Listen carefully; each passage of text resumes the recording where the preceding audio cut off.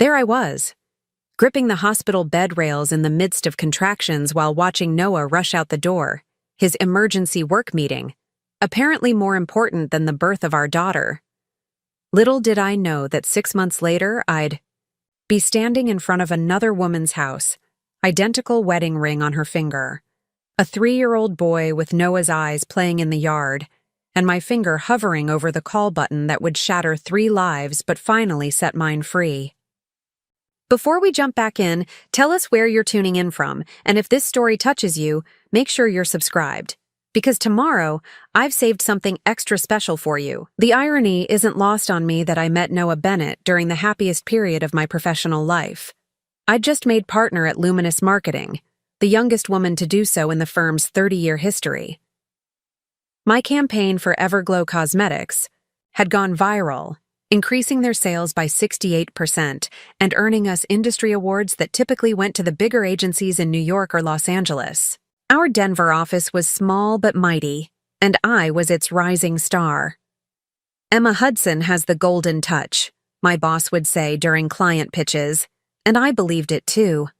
At 32, I had the career I'd dreamed of since college: creative, challenging, and recognized. My loft apartment downtown offered sunrise views of the mountains, and though my fridge contained little more than sparkling water and takeout containers, I was content. Then came the Horizon Hotels account.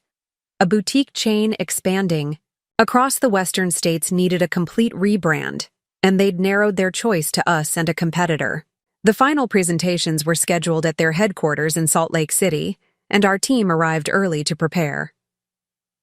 Their marketing director is notoriously difficult, my colleague Daphne warned as we set up in the conference room. He's rejected 3 agencies already. I arranged my presentation boards with steady hands. Then he hasn't met us yet. When Noah walked into the room, his presence was understated but undeniable. Tall, with thoughtful brown eyes and a quiet confidence, he asked questions that cut straight to the heart of our strategy. While other executives focused on metrics and cost, he wanted to know the story we were telling about their hotels, what feelings we hoped to evoke, what promises we were making to their guests. Marketing isn't just about visibility, he said. During our discussion, it's about values. Are you showing people who they could be when they stay with us? I found myself engaging with him on a level that transcended the typical client meeting. We talked about authenticity in advertising, about creating campaigns that respected people's intelligence. When I referenced an obscure book on behavioral economics that had influenced my approach, his eyes lit up. You've read Kahneman? Most marketers quote it without understanding it. I don't just quote it, I countered. I apply it. The presentation went brilliantly. Our team was buzzing with excitement as we packed up, fairly certain we'd secured the account. As everyone filtered out, Noah lingered. Your approach was different, he said. Everyone else showed us how they'd make us look good. You showed us how to be better. Something in his voice made me look up from my portfolio. Our eyes met, and there was a current of recognition. Not just professional respect, but something more personal. Would you have dinner with me tonight? He asked. To discuss the campaign further, of course. I should have maintained professional boundaries. I should have suggested a lunch with the whole team instead. But there was an earnestness to him that was refreshing in an industry built on carefully constructed images. I'd like that, I said. Dinner extended into a walk through downtown Salt Lake City, the conversation flowing from marketing strategies to our backgrounds, aspirations, and values. Noah told me about growing up in Seattle with parents who emphasized integrity above achievement. How he'd worked his way through business school rather than taking the easy path his more privileged classmates chose. Success without substance isn't success at all, he said. That's why I pushed back against the other agencies. They wanted to make us look exclusive, aspirational, but in that hollow way that preys on people's insecurities. I found myself telling him things I rarely shared, about my parents' divorce when I was 12, how it made me value honesty above all else, about my ambitions beyond marketing, my dream of eventually teaching at university level, helping to shape a more ethical approach to advertising. By the time he walked me back to my hotel, something had shifted between us. This wasn't just professional chemistry or casual attraction. It felt like finding a person whose wavelength matched my own in a world of static. "I'm going to be in Denver next month," he said, "for the contract signing, if you win the account." "When we win the account," I corrected with a smile. His hand brushed mine. "Either way, I'd like to see you again." 2 days later, we got the news. Luminous had won the Horizon Hotels account. My colleagues credited my presentation, and professionally, I was elated. Personally, I was counting the days until Noah's Denver visit.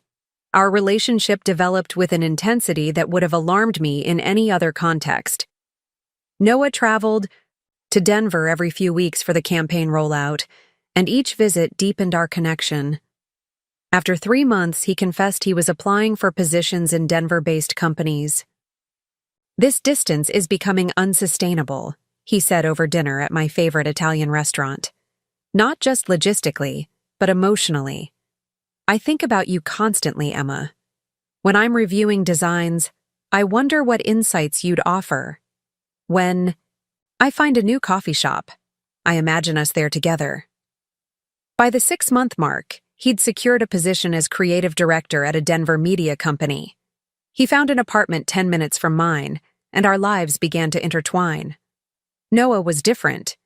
From men I'd dated before, attentive without being possessive, ambitious without being self-centered. He remembered details about my childhood, asked questions about my day, and genuinely listened to the answers. He brought thoughtful gifts, a first edition of my favorite novel, art supplies when I mentioned wanting to try painting again. "I've never felt so seen by someone," I told Daphne over lunch one day. She seemed hesitant. "It's moving very fast, Emma." "When it's right, you know it," I replied, recognizing even as I said it how cliched it sounded. "Just make sure you really do know him," she cautioned. "People are complex."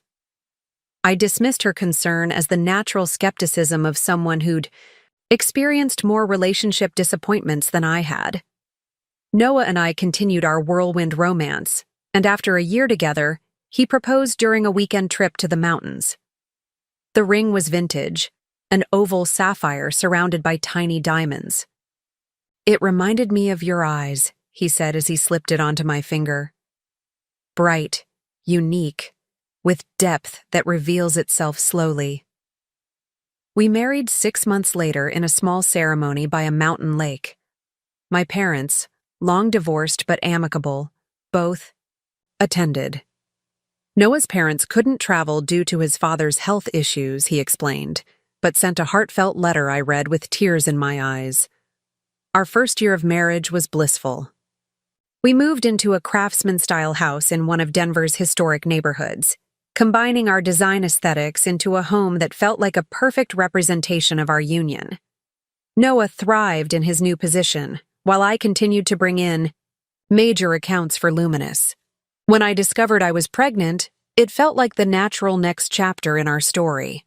Noah's reaction was everything I'd hoped for: joy, excitement, and a deepening tenderness toward me.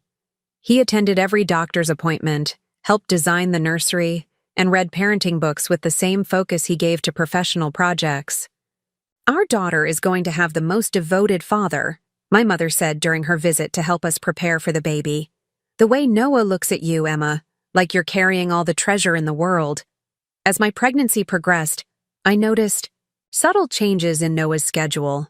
More late meetings, occasional weekend work sessions, business trips that seemed to appear on his calendar with little warning. Nothing alarming. We were both ambitious professionals, after all. But new patterns emerging in our previously synchronized lives. Preparing and narrating this story took us a lot of time, so if you are enjoying it, subscribe to our channel. It means a lot to us. Now back to the story. "The media landscape is changing," he explained when I mentioned it. We're pitching bigger clients, expanding our digital footprint. It's temporarily chaotic, but it will settle once these new accounts are established. I believed him completely. Why wouldn't I? He was still attentive when home, still enthusiastic about our baby's imminent arrival, still the man who looked at me like I was his world. The occasional missed dinner or weekend call seemed like a small price to pay for our growing family's security. Then came October 3rd, the day that would ultimately split my life into before and after. My water broke 3 weeks early while I was working from home on a presentation.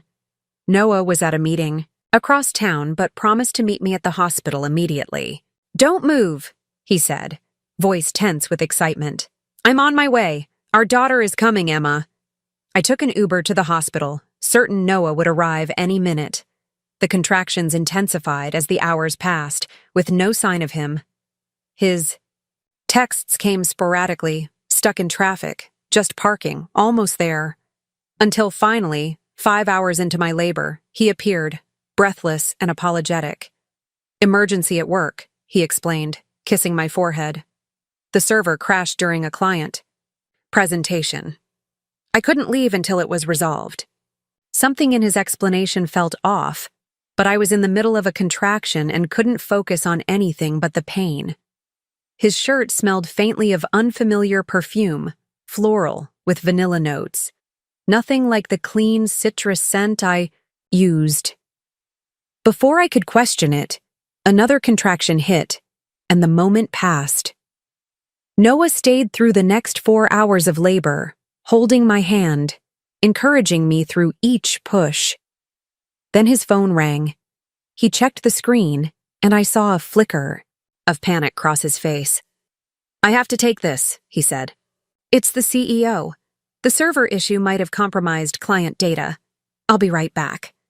He stepped out during what the nurse called the transition phase, the most intense part of labor. 10 minutes passed, 20, 30. The doctor arrived, concerned about the baby's decreasing heart rate. Decisions needed to be made quickly about possible interventions. "Where's your husband?" the nurse asked as I gripped the bed rails through another contraction. "Working," I managed to gasp, tears streaming down my face, from pain, fear, and a growing sense of abandonment. I called his cell repeatedly. No answer. I texted, "Noah, please come back. They're talking about emergency measures. I need you here." Nothing. Lily Bennett was born at 11:42 p.m. after a difficult delivery that required vacuum assistance. She was perfect, 6 pounds, 3 ounces, with a dusting of dark hair and eyes that would later reveal themselves to be her father's warm brown. But Noah wasn't there to see it. He returned 2 hours later, his eyes red-rimmed, claiming the data breach had been worse than anticipated. "I had to help implement emergency protocols," he said, cradling Lily with tears in his eyes. "I'm so sorry, Emma. I'll never forgive myself for missing this." Exhausted and overwhelmed by new motherhood, I accepted his explanation. The next few days in the hospital, he was the model of devotion, barely leaving our side, handling Lily, with natural ease bringing me my favorite foods and comfortable clothes from home. But something had shifted. A tiny seed of doubt had been planted, and in the months to come it would grow into a truth too monstrous to ignore. Bringing Lily home changed everything. The perfect house Noah and I had lovingly decorated now felt like a stage set, beautiful but somehow hollow. The nursery with its hand-painted constellations on the ceiling, Noah's weekend project, and carefully selected sustainable furniture suddenly seemed like compensation for something I couldn't yet name.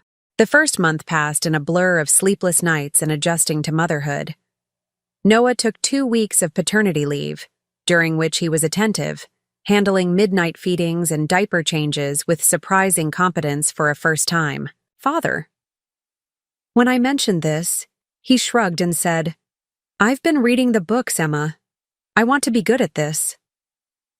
But when he returned to work, the subtle changes I'd noticed during my pregnancy intensified. The late meetings became more Frequent. The weekend work sessions stretched longer. His phone would ring and he'd step outside to take the call, returning with vague explanations about client emergencies or team issues. "I don't understand why the CEO needs you specifically at 8 p.m. on a Saturday," I said one evening as Noah hurriedly changed from the sweatpants and t-shirt he'd worn all day into a crisp button-down and slacks. "The Westridge campaign is launching Monday," he explained, not quite meeting my eyes. "We're having rendering issues with the digital assets. Can't the technical team handle that? They need creative direction." He kissed my forehead. "Then Lily's. I shouldn't be more than a couple of hours." He returned after midnight, smelling faintly of wine and that same unfamiliar perfume I'd noticed at the hospital. When I mentioned it the next morning, his explanation came too quickly. "We ordered dinner at the office. Vanessa from accounts spilled her drink, reaching across the table. I helped her clean it up." The explanation was plausible. So was the receipt for Indian takeout he showed me from his wallet. Yet something felt rehearsed about the whole exchange, as though he'd anticipated my question and prepared his response. As my maternity leave neared its end, another pattern emerged. Noah began suggesting I extend my time at home with Lily. "You don't have to rush back," he said one evening as I reviewed work emails. "We're managing financially. Lily needs her mother." Coming from a man who had always championed my career, who had boasted to friends about having a powerhouse wife, this traditional sentiment jarred me. "I thought we agreed on equal parenting," I said. "My career matters too." "Of course it does," he backpedaled. "I just worry about your stress levels if you go back too soon." I returned to work part-time when Lily was 4 months old, grateful. For Luminous Marketing's flexible policies for new parents, Noah's reaction was mixed, supportive in words, but creating logistical complications. Suddenly, his schedule became even more unpredictable, making childcare coordination a nightmare. "I thought your team meetings were on Tuesdays," I said one Wednesday when he texted that he'd be late again. "They moved it," he replied. "Client request." These inconsistencies accumulated like snow on a roof, each flake insignificant until the weight threatens collapse. I found myself keeping a mental tally of discrepancies, then feeling guilty for my suspicion. Was this what motherhood did? Create paranoia where there was only overwork? Daphne noticed the change in me during a team lunch. "You seem distracted," she said as I checked my phone for the third time. "Is Lily okay?" "She's fine. It's just—" I hesitated, reluctant to voice my concerns aloud. "Noah's been acting strange, working late constantly, taking calls in private, coming home smelling like someone else's perfume." Saying it out loud made it sound exactly like what I feared it was. Daphne's expression softened. "Have you asked him directly?" "He always has an explanation, a plausible one." "Trust your instincts, Emma. You've always had good ones." That night, I tried a different approach. "Noah, are you happy with us? With our family?" He looked genuinely surprised. "Of course I am. Why would you ask that? You're barely home. When you are, you're distracted. It feels like you're pulling away." He set down his phone and took my hands. "I'm sorry. Work has been demanding. But that's temporary. This project will wrap up soon, and things will settle down. I promise." His eyes held mine steadily, and I wanted desperately to believe him. The alternative was too painful to consider. 2 weeks later, Lily developed a high fever, 103. 4 degrees at 7 p.m. Noah was at another emergency meeting. I called him repeatedly while juggling a screaming baby and the pediatrician's after-hours line. When he finally answered, the background noise told its own story. Clinking glasses, ambient music, multiple conversations. "Are you at a restaurant?" I asked, Lily wailing against my shoulder. "What? No. We ordered in. The team is—" "Lily has a fever of 103. The doctor says we need to take her to the emergency room." "I'm on my way," he said immediately, and I heard the background noise fade as if he'd moved to a quieter area. 20 minutes, tops. He arrived 40 minutes later, breathless and apologetic. "Traffic was a nightmare. How is she?" We spent the night in the pediatric ER, where Lily was diagnosed with her first ear infection. Throughout the ordeal, Noah was the picture of a concerned father. But something had broken in me. The restaurant noises, the delay in his arrival, the lingering scent of that perfume again. It all pointed to a reality I'd been avoiding. The next day, while Noah was at work and Lily napped, I did something I'd never imagined myself doing. I checked his credit card statements online. There it was, a pattern hidden in plain sight. Regular charges at a restaurant called Bordeaux, never mentioned in his accounts of working late. Hotel parking charges downtown, miles from his office. A jewelry purchase from Tiffany's 2 weeks before with no corresponding gift received by me. My hands shook as I scrolled through months of financial infidelity. This was the foundation on which our family life now rested. A structure of lies so carefully maintained that I doubted my own perceptions rather than see the truth. That evening, Noah came home with flowers and Lily's favorite stuffed animal. "How's my brave girl?" he asked, lifting her carefully. "Daddy missed you today?" I watched them together, his tenderness genuine, his concern real, and felt the cognitive dissonance like physical pain. How could he love her so clearly while betraying us so completely? After Lily was asleep, I considered confronting him with what I'd found. But some instinct held me back. If he could maintain this elaborate deception for months, what else might he be hiding? What would he do if cornered? Instead, I said, "I was thinking of taking Lily to visit my mom this weekend. Give you some space to catch up on work without us underfoot." The flash of relief on his face was unmistakable. "That's thoughtful of you. It has been intense lately." "We'll leave Friday morning, return Sunday evening." "Perfect timing," he said. "I have a presentation to finalize for Monday anyway." As he kissed me goodnight, I felt a strange calm descend. The anxiety of suspicion had been replaced by the certainty of betrayal. Now I needed to discover the full extent of his deception before deciding what came next. What I couldn't have anticipated was that my weekend away would reveal not just an affair, but an entire parallel life, one that made his abandonment during Lily's birth suddenly, horrifyingly clear. The drive to my mother's house in Boulder usually felt like a retreat. The gradual shift from urban landscape to mountain views typically calmed me. But that Friday morning, with Lily babbling in her car seat and a weekend of deception ahead, each mile heightened my sense of unreality. I'd told my mother we were coming for a simple visit. I couldn't bear to voice my suspicions aloud. Speaking them would make them real, would transform me from Noah Bennett's wife into a woman being betrayed. So I plastered on a smile when she greeted us, laughing as she immediately swept Lily into her arms and covered her with kisses. "There's my beautiful granddaughter. Did you miss your Grandma Diane? I think you grew since last month." My mother's home hadn't changed since my childhood.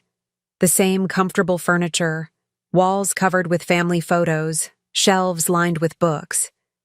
The stability of it all struck me with unexpected force.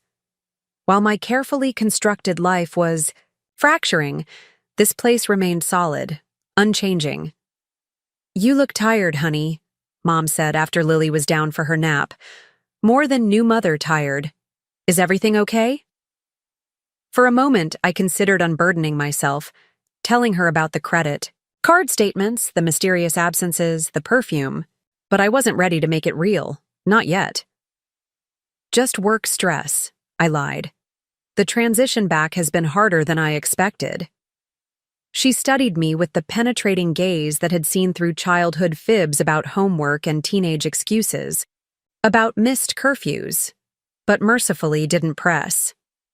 "Well, I'm here all weekend. Why don't you take some time for yourself? Go for a hike, visit that bookstore you love. Lily and I will be fine." The suggestion gave me an unexpected opening. Actually, I was thinking of driving down to Denver tomorrow. Do some shopping, maybe get a massage. Perfect idea, she agreed. Take the whole day. You deserve it. That night, I lay awake in my childhood bedroom, Lily's portable crib beside me, watching her perfect little chest rise and fall. How had it come to this? Planning to spy on my husband while using my mother as unwitting childcare? What had happened to the transparent, honest relationship Noah and I had prided ourselves on? I picked up my phone and opened our text thread. The screen filled with messages about logistics, schedule coordination, brief endearments that now felt hollow. I scrolled back further before Lily's birth, searching for the moment when things had changed. But there was no clear dividing line, just a gradual shift I'd been too preoccupied to notice. I put the phone down and gazed at the ceiling, where glow-in-the-dark stars I'd placed as a teenager still faintly shone. The cosmic irony wasn't lost on me, lying under artificial stars while my husband painted real ones on our daughter's ceiling, both of us creating illusions of permanence in a universe of constant change. The next morning, I dressed in clothes. That suggested casual shopping, jeans, comfortable flats, a light sweater. Nothing that hinted at surveillance. I kissed Lily's forehead as she played on my mother's lap. "Have fun," Mom called as I left. "Don't rush back. We're going to make cookies, aren't we, little one?" The drive back to Denver gave me time to question what I was doing. Was I overreacting, creating catastrophes from coincidences? But then I'd remember the restaurant noises while Lily burned with fever, the hotel parking charges, the jewelry purchase, and resolve would harden again. I parked a block from our house at 10:30 a.m. Noah's car was gone, as expected. He'd mentioned working at the office this weekend. I wasn't entirely sure what I was looking for, but some instinct told me to start at home. The house was quiet, pristine, exactly as I'd left it. I moved through the rooms, searching for something, anything that might confirm or deny my suspicions. His home office revealed nothing unusual.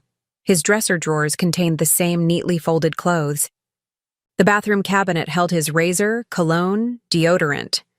I felt simultaneously relieved and foolish. What had I expected to find? Love letters? Another woman's clothing? Then I noticed his passport was missing from the desk drawer where we kept our important documents. Noah hadn't mentioned any international travel. In fact, he'd specifically said he'd be working on a local campaign for Westridge hotels. I checked the spare key hook in the kitchen. The key to his mother's condo was missing too, the place she'd left him when she moved to Arizona for retirement 3 years ago.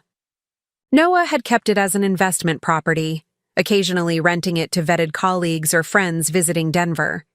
We'd discussed selling it multiple times, but never quite got around to it.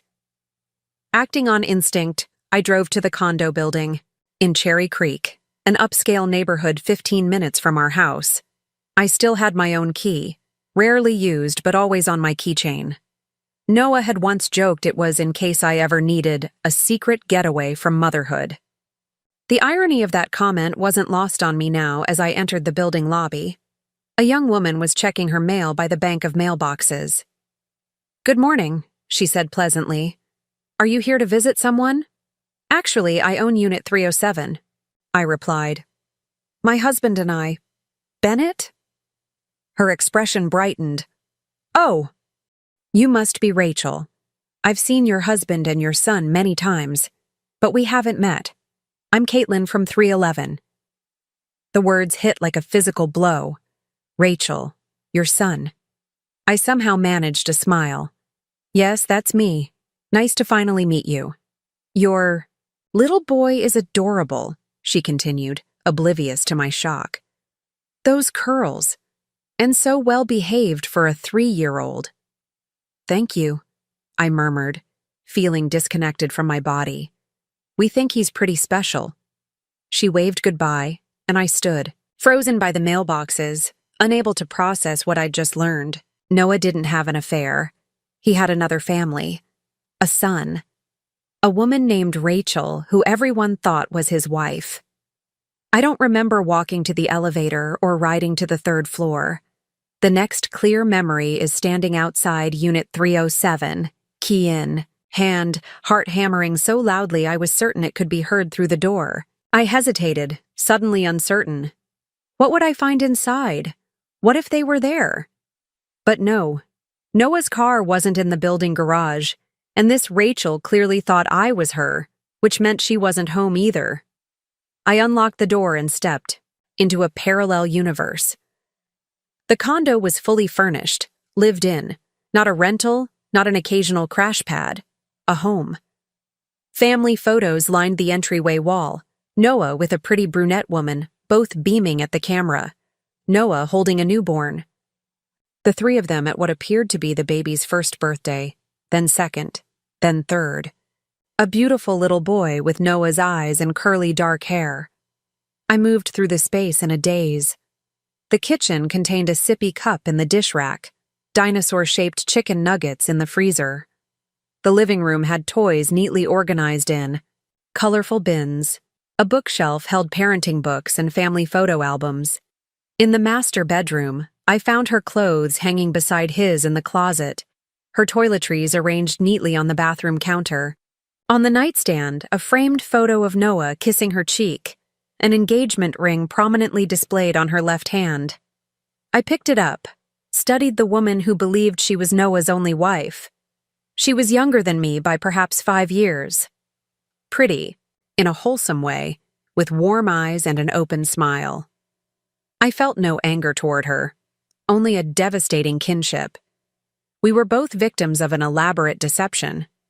The second bedroom had been converted to a child's room, with a race car bed and walls, painted with a transportation theme. Trains, planes, cars, and boats moved along a painted track that circled the room. A name was stenciled above the bed. Ethan. My legs gave out then. I sank to the floor beside this unknown child's bed, this half-brother to my daughter, and finally, allowed the tears to come. Not delicate, dignified tears, but raw, ugly sobs that racked my body and left me gasping for air. How long had this been going on? The boy was 3, which meant Noah had established this family before he even met me. Had I been the affair? Or was I just the next chapter in a pattern of parallel lives? My phone buzzed in my pocket, a text from my mother sending a photo of Lily covered in cookie dough, her smile wide and gummy. The sight of her innocent face broke something open inside me. This wasn't just about me anymore. This was about my daughter's future, her security, her understanding of family and trust. I wiped my eyes and forced myself to think clearly. I needed evidence. Carefully, methodically, I moved through the condo, taking photos of everything, the family pictures, the closet with his clothes, the drawers containing his things, mail addressed to both of them. I found their wedding photo, dated 3 years before Noah supposedly met me. A Father's Day card from Ethan with Noah's name clearly written on the envelope. In the desk drawer, I discovered the ultimate confirmation, a life insurance policy, naming Rachel Bennett and Ethan Bennett as beneficiaries, a second mortgage statement in both their names, tax returns filed jointly. I documented it all, creating an irrefutable record of Noah's double life. Then, as I prepared to leave, I noticed a wall calendar in the kitchen. A date next week was circled in red. Ours birthday dinner, 7 p.m., Bordeaux. The same restaurant? That appeared repeatedly on Noah's credit card statements. The missing pieces clicked into place. The absences, the late nights, the missed family events. He wasn't juggling work and home. He was juggling 2 complete families. I left the condo, exactly as I'd found it, and walked to my car in a state of eerie calm. The initial shock had crystallized into something harder, colder. I drove back to Boulder with the windows down, letting the wind whip through the car, as if it could somehow cleanse me of this knowledge. When I arrived at my mother's house, Lily was napping. Mom took one look at my face and pulled me into her arms without a word. And there, in the safety of maternal embrace, I finally found my voice. Noah has another family, I said. Another wife, another child. I need to decide what to do. My mother, to her eternal credit, didn't gasp or cry out. She simply held me tighter and said, "Then that's what we'll do. Decide." My mother's kitchen table had witnessed many pivotal moments in my life: college applications, wedding planning, baby shower preparations. Now it served as war room and sanctuary as we strategized my next steps. "You have two options," Mom said, pouring more coffee into my mug. "Confront him immediately or build your case first."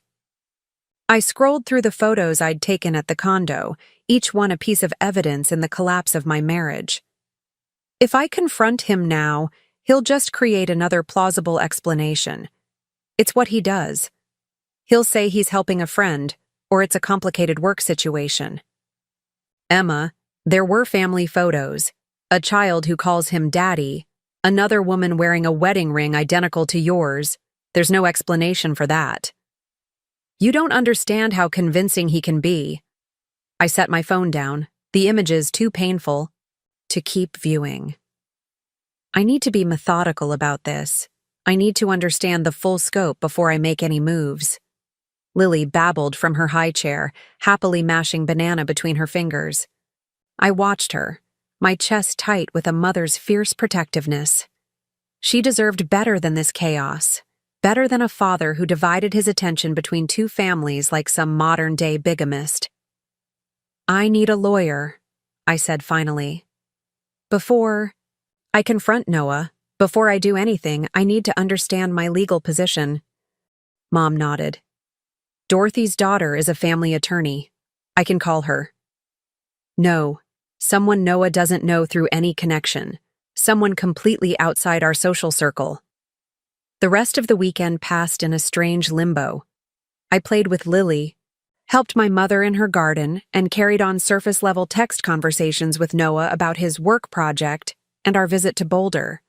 Each message from him now read like communication from a stranger, familiar words from an unfamiliar person. On Sunday evening, we returned home. Noah greeted us with embraces and gifts, a stuffed elephant for Lily, artisanal chocolates for me. I accepted them with a smile that felt stretched across my face like plastic wrap, tight and unnatural. "How was your weekend?" I asked, watching him for tells, for glimpses of the deception I now knew underlay every interaction. "Productive, but exhausting." He set Lily's diaper bag down in the nursery. "The Westridge presentation is ready for tomorrow. How was your mother?" "The same. She spoiled Lily rotten." I kept my voice light, conversational. "Did you miss us?" "Every minute." He kissed my forehead, and I forced myself not to recoil. "The house is too quiet without you two." I wanted to scream, to demand answers about Rachel and Ethan, to throw his duplicity in his face. But the lawyer's voice echoed in my mind from our morning consultation. "Information is power. The more you know before he knows you know, the better. Position you'll be in." Monday morning, Noah left for work with his usual rushed goodbye. As soon as his car disappeared down the street, I began my methodical investigation. I'd taken the day off, arranged for Lily to stay with her regular sitter, and prepared a list of what I needed to uncover. My first call was to a private investigator, recommended by the attorney. Catherine Price had a no-nonsense voice and a direct approach that I immediately appreciated. "How long has the deception been going on?" she asked after I explained the situation. "At least 4 years. The other child is 3, and there were wedding photos dated a year before that." "And you've been together how long?" 3 years. Married for 2. Her silence spoke volumes. We both knew what that meant. I was the second relationship. The other woman in this scenario, though neither of us had known it. "I'll need access to financial records, his schedule, any documentation you've already gathered," she said. And Mrs. Bennet? Prepare yourself. In cases like this, what you've discovered is usually just the surface. Her words proved prophetic. Over the next 2 weeks, while maintaining the excruciating facade of normal family life with Noah, I watched. Catherine's reports reveal the architecture of his deception. Noah Bennett was not even his real name. He was Nicholas Barrett, born in Seattle as he'd claimed, but with a history he'd carefully obscured. His work trips rotated between actual business travel and time with his other family. The media company he supposedly worked for existed, but he wasn't the creative director. He was a mid-level manager who'd negotiated a flexible remote work arrangement. Most devastating of all was the timeline Catherine constructed. Noah, Nicholas, had been married to Rachel for 5 years when he met me. Their son Ethan was just a baby. Instead of divorcing or coming clean, he'd created an elaborate, compartmentalized life, using his remote work flexibility to maintain both relationships. The night he'd abandoned me during labor, Ethan had been hospitalized with an asthma attack. The choice Noah had made in that moment, which family needed him more, suddenly made horrific sense. How does someone live like this? I asked Catherine, during our update meeting at a cafe far from my usual haunts. The constant lies, the scheduling, the stress of being caught. Some people compartmentalize extremely well, she replied, sliding a folder toward me. And your husband appears to be exceptional at it. He has separate phones, email accounts, even different credit cards for each life.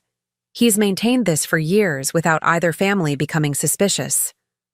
I opened the folder to find surveillance. Photos of Noah with Rachel and Ethan at a park. Noah picking up his son from daycare. Noah kissing Rachel goodbye outside their condo. Each image burned into my retinas. Undeniable evidence of a life parallel to mine. What's my legal recourse? I asked, closing the folder. That's complicated. Technically, your marriage may be invalid since he was already married, which makes him guilty of bigamy, a Class 6 felony in Colorado. But prosecuting would be messy, public, and traumatic for both children involved. Catherine leaned forward. What do you want out of this, Emma? Revenge? Financial security? A clean break? Her question caught me off guard. I'd been so focused on uncovering the truth that I hadn't fully processed what I wanted to happen next. Revenge felt justified, but hollow. Financial security was essential, particularly for Lily. But beyond those immediate concerns, what did I truly want? I want my dignity, I said finally. I want him to face consequences, but not at the expense of the children, and I paused, articulating the thought for the first time. I want the other woman, Rachel, to know the truth. She deserves that same dignity of choice. Catherine nodded. Then that's our framework moving forward. That evening, I met with Caroline Winters, the attorney I'd consulted. Unlike Catherine's minimalist office, Caroline's space was warm, with comfortable chairs and subtle lighting that made it feel more like a living room than a legal practice. Catherine's report is thorough, she said, closing the file. You have multiple options here, Emma. We could pursue criminal charges for bigamy, though that's rare. We could file for divorce and seek substantial financial compensation for fraud. Or we could approach this more creatively. Creatively? Caroline leaned back in her chair. Your husband has built his life on deception. His power comes from controlling information. Who knows what, when they know it, how they find out. What if we shift that power dynamic? A plan began to take shape between us, not centered on revenge or public humiliation, but on controlled revelation and consequences proportional to the betrayal. The first step, Caroline advised, is securing your financial position. I've prepared paperwork for you to sign that will protect your assets and credit immediately. I signed where indicated, feeling a strange sense of calm. After weeks of emotional turmoil, taking concrete action felt stabilizing. Next, she continued, We need to document everything in your home. Possessions, valuables, items with sentimental value before confrontation. Once he knows you've discovered his deception, all bets are off regarding his behavior. You think he might try to take things? I think a man who's maintained two separate families for years is capable of significant self-preservation instincts. Let's not underestimate him. I nodded, remembering Noah's practiced explanations, his carefully constructed alibis, his seamless transitions between his dual lives. What about Rachel? I asked. When do we tell her? Caroline considered this. That's the most delicate part. Ideally, you'd both confront him together, presenting a united front he can't manipulate or divide. But approaching her requires careful planning. She'll be experiencing the same shock and betrayal you did. I want to meet her first, I said, the idea crystallizing as I spoke. Woman to woman, without him present. She deserves to hear it from someone who understands exactly what she's going through. As I drove home that evening, a strange sense of purpose replaced the hollow ache that had dominated the past weeks. Noah had shattered my trust, upended my life, and jeopardized my daughter's future. But in doing so, he'd also freed me from illusions. The Emma who'd believed in perfect romance, who'd accepted explanations that contradicted her instincts, who'd prioritized a partner's approval over her own perception. That Emma was gone. In her place stood someone stronger, clearer-eyed, and ready to forge a new path, not defined by victimhood or vengeance, but by deliberate choices and reclaimed agency. That night, I watched Noah play with Lily, his face animated with genuine love. The cognitive dissonance was still jarring. How could he love her so completely while systematically betraying her mother? How could he build childhood memories with her while simultaneously doing the same with Ethan? The answer wasn't that his love was fake. The devastating truth was that it was real, and still insufficient to prevent him from living a life of calculated deception. As I prepared for bed, Noah wrapped his arms around me from behind, kissing my neck in a familiar gesture that once brought comfort but now made my skin crawl. "I've been thinking," he murmured. "We should take a family vacation soon. Maybe that beach resort in San Diego we talked about?" I turned in his arms, studying the face I'd once trusted implicitly. "That sounds perfect," I replied, matching his tone of casual intimacy. "Let's check our calendars tomorrow." He smiled, oblivious to the fact that his carefully constructed house of cards was days away from collapse. "I love you, Emma." "I know," I said, the words technically true, but carrying a weight of meaning he couldn't begin to understand. As Noah fell asleep beside me, I finalized my plan. I would meet Rachel. We would compare notes. And then together, we would make one phone call that would change everything. Meeting your husband's other wife requires careful planning. I chose Wednesday for our encounter, knowing Noah had a monthly executive meeting that reliably kept him occupied until evening. The location took more consideration. It needed to be private but neutral, comfortable but not intimate. Eventually, I settled on a private room at a tea room in a neighborhood far from both our homes. Catherine had confirmed Rachel's schedule. She worked part-time as a pediatric nurse, with Wednesdays off. Ethan attended a preschool program until 2 p.m. I made the reservation for 2:30, giving her time to pick up her son and drop him with a sitter. "Are you sure you want to do this alone?" Caroline asked during our final strategy session. "I could accompany you, or Catherine." I shook my head. "She'll be defensive enough facing a stranger with this information. Having my lawyer or investigator, there would make it feel like an ambush." The night before, I barely slept. I rehearsed what I would say, how I would present the evidence, how I would respond to her inevitable disbelief and anger. Would she shoot the messenger? Would she think I was delusional? Or worse, would she already know about me, making me the fool once again? By morning, dark circles shadowed my eyes. I dressed carefully in a professional but approachable outfit, navy, trousers, a soft gray sweater, minimal jewelry. Nothing that suggested wealth or competition. I arranged for my mother to watch Lily, unable to focus on both the confrontation and childcare. Be gentle with her, Mom advised as I prepared to leave. Remember, she's as much a victim as you are. The tea room was exactly what I needed. Private seating areas separated by delicate folding screens, soft classical music masking conversations, impeccable service that emphasized discretion. I arrived 30 minutes early, setting up the small, leather portfolio containing copies of the evidence, photos, timeline, financial records. Enough to be convincing without being overwhelming. At precisely 2:30, the hostess approached. "Ms. Hudson? Your guest has arrived." Rachel Barrett was prettier in person than in photographs. She wore scrubs with cartoon characters, suggesting she'd come directly from work, and her dark hair was pulled back in a practical ponytail.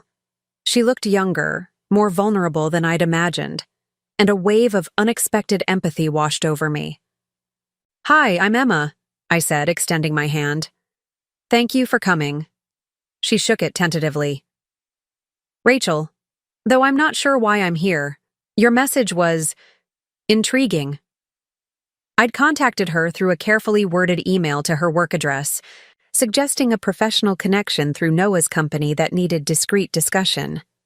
Not entirely honest, but necessary to secure the meeting. "Please sit," I gestured to the chair across from me. "Would you like some tea?" "I'd prefer if you told me what this is about," she said, though she did sit. "Are you a client of Nick's?" Nick, not Noah. Another small detail in the tapestry of lies. "No, I'm not a client." I took a deep breath. "This is going to be difficult to hear, and I want you to know that I'm not here to hurt you. Quite the opposite." Her expression shifted from polite confusion to wariness. "What exactly is this about?" There was no gentle way to say it. "I'm married to the same man you are. He's living two completely separate lives with two different families."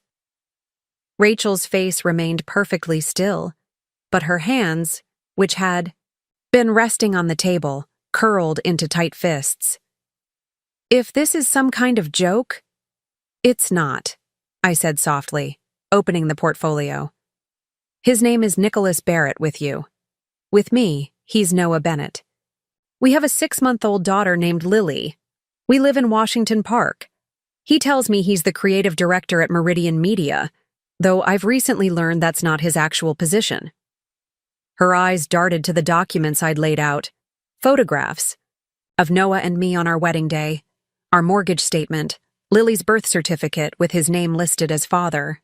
"This is impossible," she whispered. But there was a tremor in her voice that suggested she wasn't entirely convinced of that. "I wish it were." I slid a photo toward her, Noah holding Lily in the hospital. This was taken the day after he abandoned me during labor, claiming a work emergency. I later discovered the emergency was that Ethan had been hospitalized with an asthma attack. At the mention of her son's name, Rachel's head snapped up, eyes widening. "How do you know about Ethan?" "I know a lot of things, Rachel. I know you live in the Cherry Creek condo that Noah told me was an investment property. I know you celebrate your birthday next week at Bordeaux Restaurant. I know you met him 5 years ago when he was a patient at the pediatric clinic where you work. He had brought in his nephew for an ear infection." With each detail, her face grew paler. She reached into her purse with trembling hands and pulled out her phone. I watched as she navigated to her photos and wordlessly turned the screen toward me. It showed the 3 of them, Rachel, Nicholas, Noah, and a curly-haired little boy, smiling in front of a Christmas tree. The same tree, I realized with a jolt, that was in the background of photos Noah had sent me while supposedly on a business trip to Chicago. "When was this taken?" I asked. "December, the 23rd. Her voice was barely audible. the day Noah had texted me from Chicago about flight delays due to snow, when Denver had been experiencing unseasonably warm weather. I'd dismissed the inconsistency, assuming he was just confused in his travels. He was with us the entire Christmas weekend. Rachel continued, a question forming in her eyes. He told me he was stuck in Chicago until the 26th. Travel chaos, he said. Too many people trying to get home for the holidays. We stared at each other across the table, two women processing the same impossible reality from opposite sides. How did you find out? She finally asked. I explained my suspicions, the evidence I'd gathered, the private investigator. With each new detail, Rachel's shock transformed, first to disbelief, then to anger, and finally to a cold, focused clarity that mirrored my own evolution. Show me everything, she said. For the next hour, we pieced together the dual timelines of our lives with the same man. Rachel had met him first, when he truly was working at an advertising agency in Denver. Their relationship progressed normally: dating, engagement, marriage, a child. He'd always traveled frequently for work, she explained, which had made his absences seem natural. He started the remote work arrangement right after you came into the picture, she realized, studying the timeline. We'd said it was a better opportunity, more flexibility. Flexibility to maintain two families, I added. Rachel pushed her teacup away, untouched. All those nights I thought he was working late, all those business trips. He was with me, I confirmed, just as he was with you when he told me the same things. She looked up, eyes suddenly sharp. Is there anyone else? A third family? The question hit me like a physical blow. I hadn't even considered the possibility. I don't know, I admitted. The investigator focused on his movements between our two households. Rachel laughed, a harsh sound devoid of humor. Listen to us, discussing our husband's schedule like, he's a shared timeshare property. Ex-husband, I corrected. At least he will be soon. Her expression hardened. What exactly are you proposing, Emma? That we both divorce him and move on with our lives? Let him get away with this? No, I said firmly. I'm proposing we work together to ensure he faces appropriate consequences while protecting both our children from unnecessary trauma.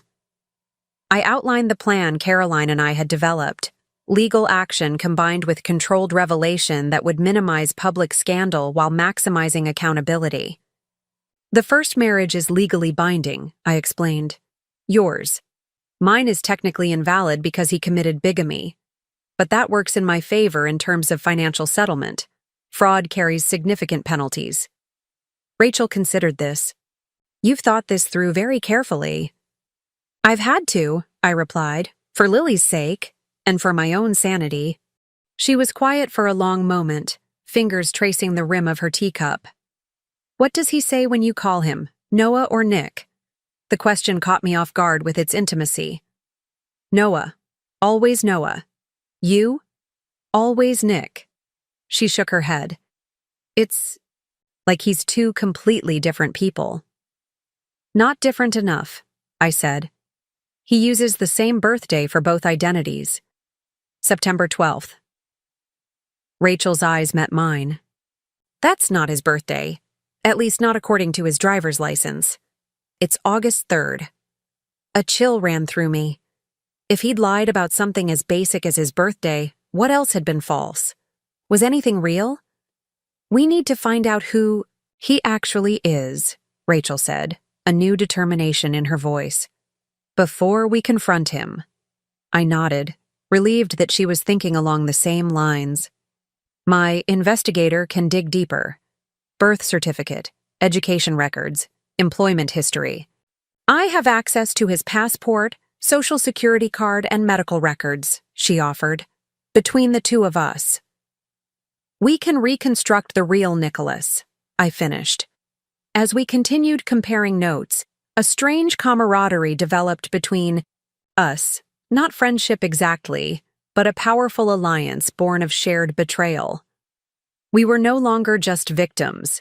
We were investigators, strategists, women reclaiming agency from a man who had stolen our autonomy through deception. By the time we parted 3 hours later, we had a concrete plan and a timeline for action. Rachel would secure additional documentation from their home and continue her normal routine. I would advance the investigation into Nicholas's true identity and background. We would meet again in 1 week with our findings. What if he suspects something? Rachel asked as we prepared to leave. What if he notices a change in our behavior? He won't, I said with certainty. He's spent years believing he's smarter than both of us. Men like that don't see the trap until it's already closed. She nodded, then hesitated before asking, Your daughter, does she look like him? She has his eyes, I admitted, and his smile. Ethan, too. A complicated emotion crossed her face. Not quite sadness, not quite anger. They're siblings who don't know each other exist. The reality of that, our children, connected by blood but separated by their father's deception, hit us both hard. Whatever happened next would affect not just us, but these innocent children. They'll know each other someday, I said. On their terms, not his. As I watched Rachel walk to her car, I felt a profound shift within myself. The shock and betrayal that had defined the past weeks were transforming into something else: determination, clarity of purpose, and an unexpected sense of liberation. Noah Nicholas had constructed elaborate cages for both of us, gilded with half-truths and promises. But in his arrogance, he'd made a critical miscalculation. He'd chosen women who, when pushed to their limits, wouldn't break. They'd strategize. They'd cooperate. They'd rebuild.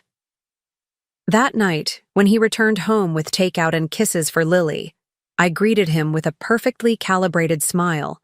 Not too warm, not too distant, just normal enough to maintain the illusion for a few more days. How was your day? He asked, setting the food on the kitchen counter. I thought of Rachel, of our shared timelines, of the plan now in motion. Transformative, I replied truthfully. Absolutely transformative. The week following my meeting with Rachel unfolded in parallel tracks: the visible life I maintained with Noah and the hidden investigation I conducted with Rachel. The dichotomy felt strangely familiar. After all, wasn't this exactly how Noah had been living for years? The irony wasn't lost on me. Each morning, I'd kiss Noah goodbye as he left for work, then immediately text Rachel, "Eagle has left the nest." She'd confirm when he arrived at the office, having driven past to verify his car in the parking lot. This coordination allowed us precious hours to work separately but in tandem, piecing together the puzzle of the man we'd both married. Rachel focused on his physical documentation. As his legal wife with cohabitation, she had access to his passport, birth certificate, and medical records. Meanwhile, I dove into digital forensics, working with Catherine to trace email accounts, financial histories, and online identities. The picture that emerged was more disturbing than either of us had anticipated. Nicholas Aaron Barrett was born in Tacoma, Washington, not Seattle as he'd told both of us. His parents weren't the principled, education-focused couple he'd described. Court records showed his father had served time for investment fraud when Nicholas was a teenager. He'd attended Washington State University for 2 years before dropping out, not the University of Washington with business honors as claimed. His first job wasn't at a prestigious Seattle advertising firm, but at a small print shop that mainly produced local flyers and business cards. He's constructed an entirely fictional biography, I told Rachel during our secure video call 3 days after our meeting. We'd established protocols for communication.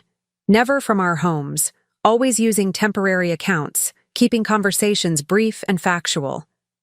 The medical records confirm it, she replied, her face grim on my laptop screen. I'd stationed myself in a private study room at the library while she called from her hospital break room. He's been treated for anxiety and insomnia for years. His doctor notes reference work stress and compartmentalization issues multiple times. So, he knew what he was doing was wrong, I said, feeling a cold satisfaction at this confirmation. He experienced physical symptoms from the stress of maintaining dual lives. But not enough to stop. Rachel's voice hardened. Not enough to come clean to either of us. Our investigation also revealed financial deceptions even more extensive than we'd initially discovered. Noah Nicholas had been systematically diverting funds from both households into offshore accounts, small amounts that wouldn't immediately raise red flags, but substantial when accumulated over years. Approximately $137,000 from our accounts, Rachel calculated. How much from yours? I checked the spreadsheet Catherine had prepared. About $94,000 over 3 years. Over $250,000, she said, disbelief coloring her voice. What was he planning? An escape? It was a question that haunted me. Was this money his backup plan? An exit strategy if his double life was discovered? Or something more ominous? The foundation for yet another identity, another family we hadn't yet uncovered. While our investigation proceeded in secret, maintaining normalcy with Noah grew increasingly difficult. Each touch felt contaminated, each conversation, layered with subtext he couldn't perceive.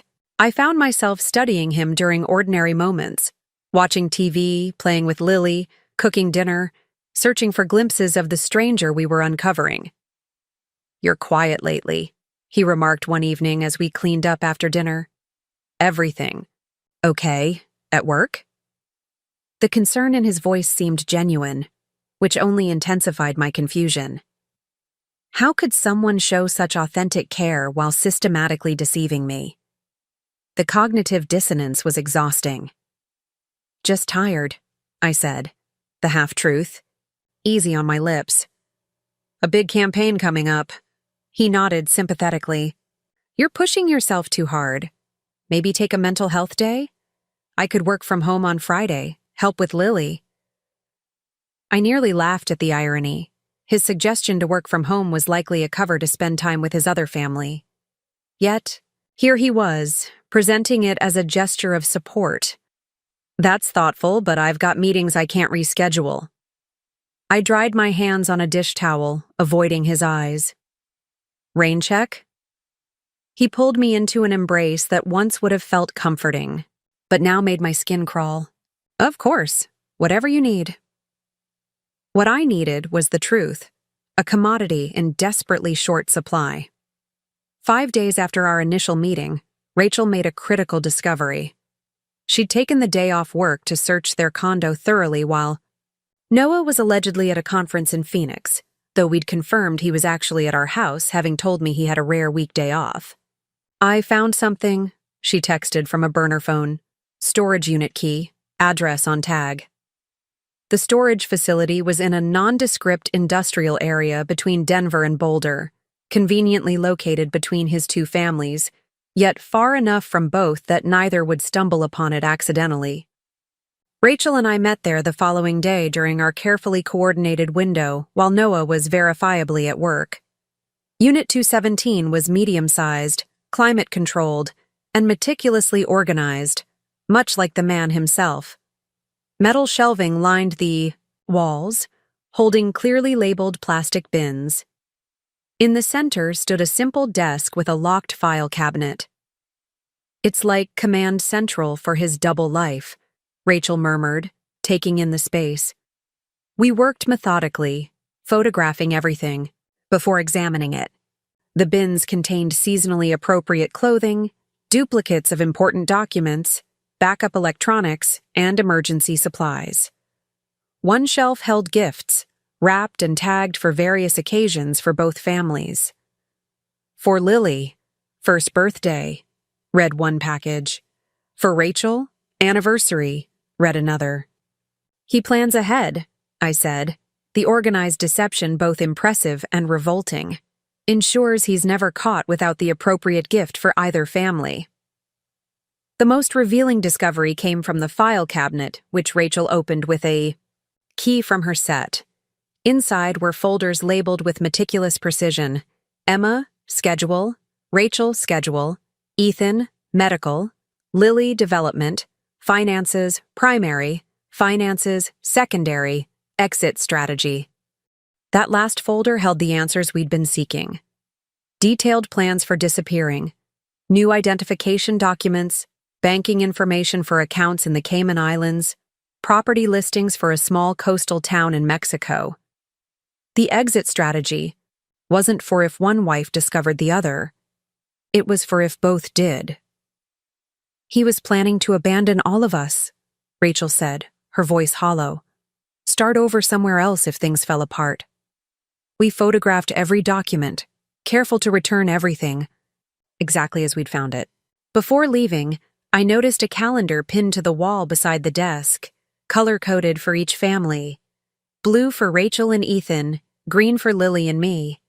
This was how he'd managed to juggle his commitments for years, the visual system allowing him to avoid dangerous overlaps. Next Tuesday is blank, Rachel noted, studying the current month. That's unusual. He always has either blue or green noted. I checked my phone calendar. I don't have anything with him scheduled. Neither do I.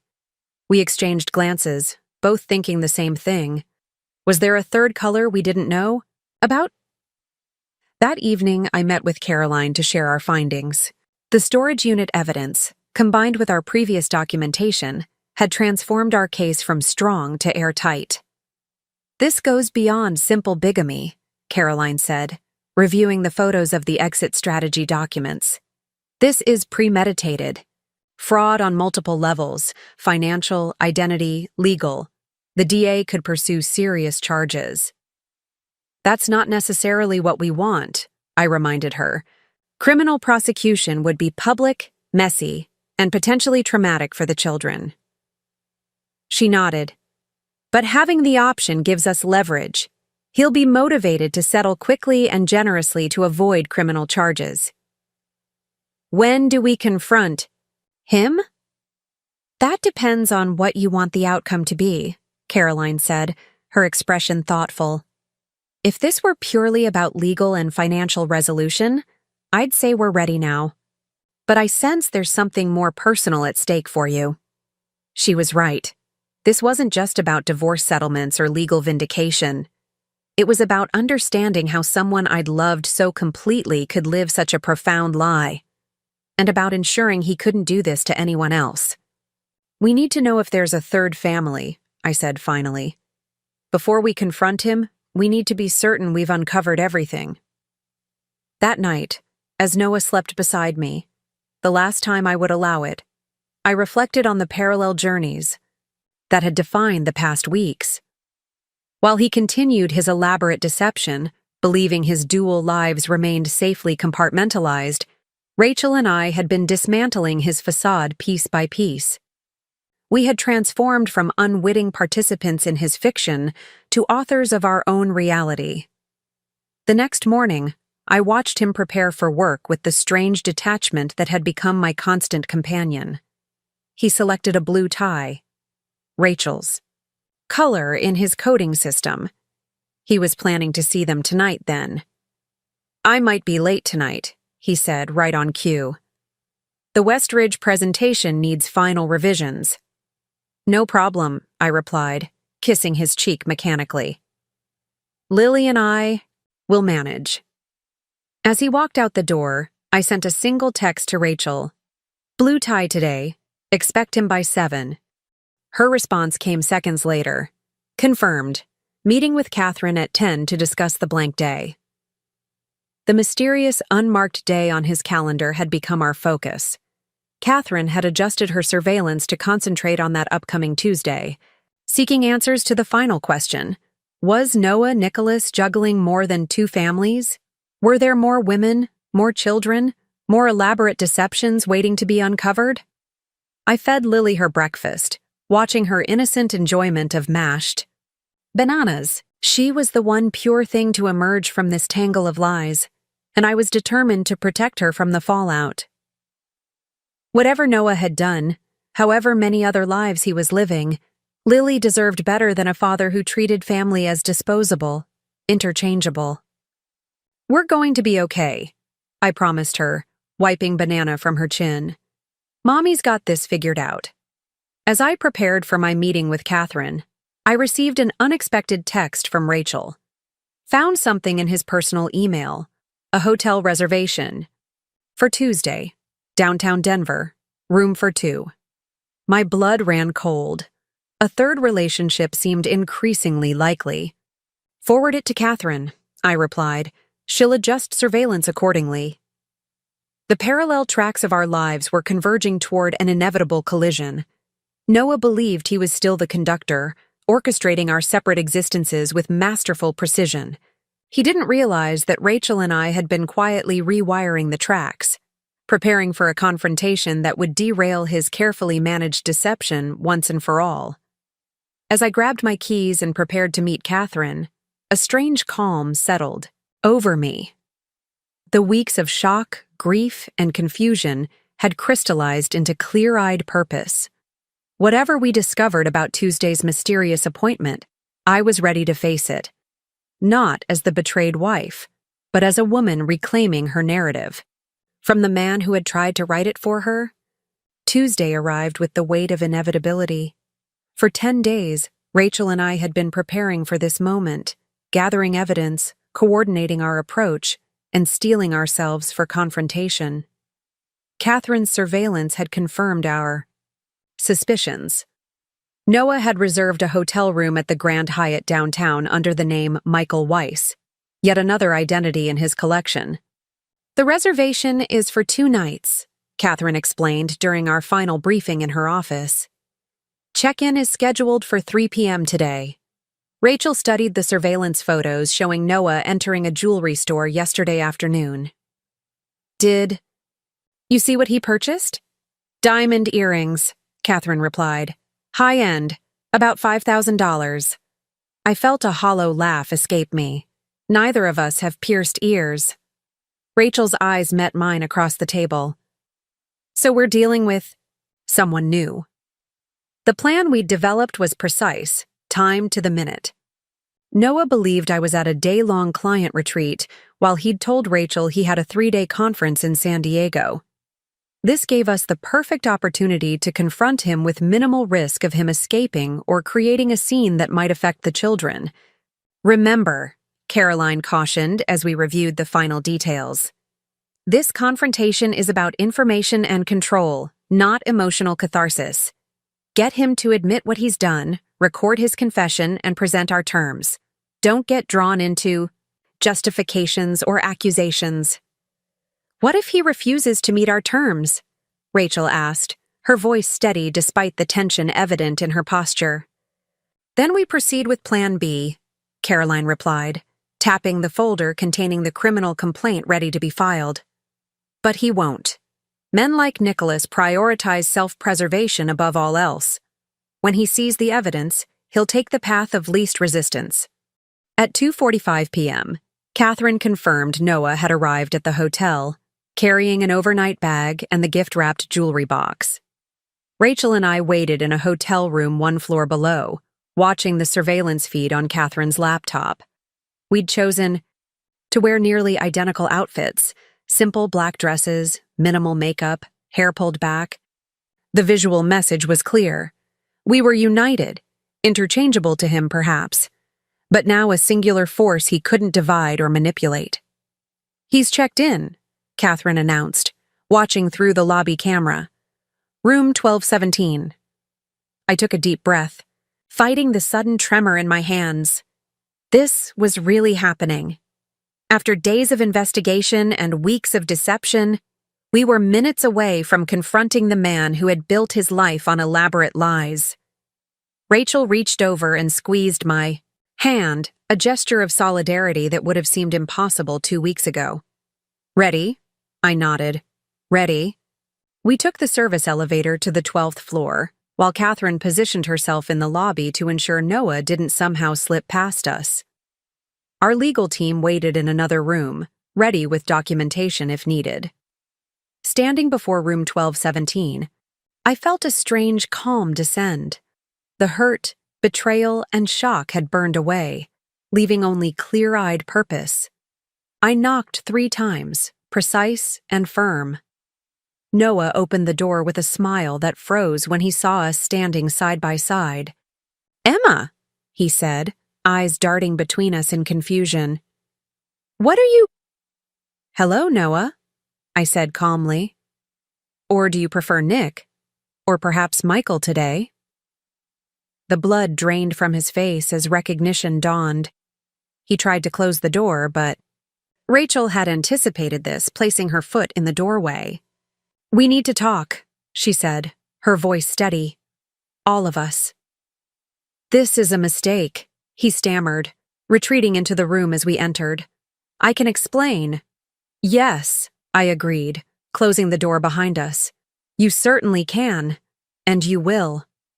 The hotel room was immaculate, with champagne chilling in an ice bucket and rose petals scattered across the bed. Romantic preparations for a woman who wasn't either of us. The gift box sat on the nightstand, wrapped in silver paper with a blue ribbon. "Nice touch," Rachel noted, gesturing toward the romantic setup. "You always did know how to make a girl feel special. Both of us can attest to that." Noah's eyes darted between us, calculations visibly racing behind his expression. I recognized the look. He was formulating a story, constructing plausible deniability, searching for a narrative that might explain away the unexplainable. "This is clearly a misunderstanding," he began, voice shifting into the smooth, reassuring tone he used when managing difficult situations. "I can see how this might look, but—" "Stop," I interrupted. "We know everything, Noah. Or should I call you Nicholas Aaron Barrett, born in Tacoma to Gerald and Maureen Barrett? Your father served time for fraud when you were 15. You dropped out of Washington State after 2 years. Your birthday is August 3rd, not September 12th. With each accurate detail, his facade cracked further. The confident, charming man I'd married was dissolving before my eyes, revealing someone smaller, more desperate. "We've seen the storage unit," Rachel continued, maintaining the momentum. "Unit 217 at Secure Space. We've documented your color-coded calendar, your meticulous files labeled with our names, your exit strategy for abandoning all of us. And now we know about your plans for today," I added, nodding toward the champagne. "Who is she, Noah? Wife number 3? Girlfriend? Someone you just met who has no idea what she's walking into?" He collapsed onto the edge of the bed, the performance of innocence abandoned. "How did you find each other?" he asked, voice barely audible. "I discovered the condo," I explained. "When you abandoned me during Lily's birth to be with Ethan in the hospital." Something flashed in his eyes. Recognition, perhaps even shame. Ethan had pneumonia. His oxygen levels were dropping. I had to choose, Rachel finished for him. "And you chose our son over Emma's delivery. Just like you chose Lily's pediatrician. Appointment over Ethan's school play. You've been making impossible choices every day for years, haven't you?" He looked up, something like relief crossing his features. "You understand then. I never meant to hurt anyone. I love both of you. Both families, I just couldn't choose," I supplied, disgust rising in my throat. "So instead you lived a lie, multiple lies, built entire fictional lives and kept us separated in neat compartments." "Who is she?" Rachel asked again, gesturing to the champagne. "And rose petals. The woman you're meeting today." Noah's shoulders sagged in defeat. "Her name is Vanessa. She's a client. It's not serious." "Not yet," I corrected. "But you were laying the groundwork, weren't you? Testing the waters for family number 3 while you were still managing the logistics of balancing us." He didn't deny it, which was confirmation enough. I placed my phone on the table between us, starting the recording app. "Here's what's going to happen now, Noah.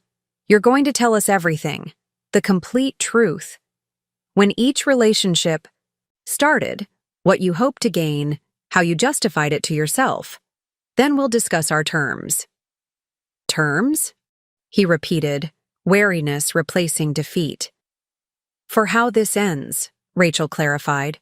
"Without criminal charges, without public humiliation, without losing access to your children." The mention of criminal charges straightened his posture. Self-preservation. Instincts just as Caroline had predicted.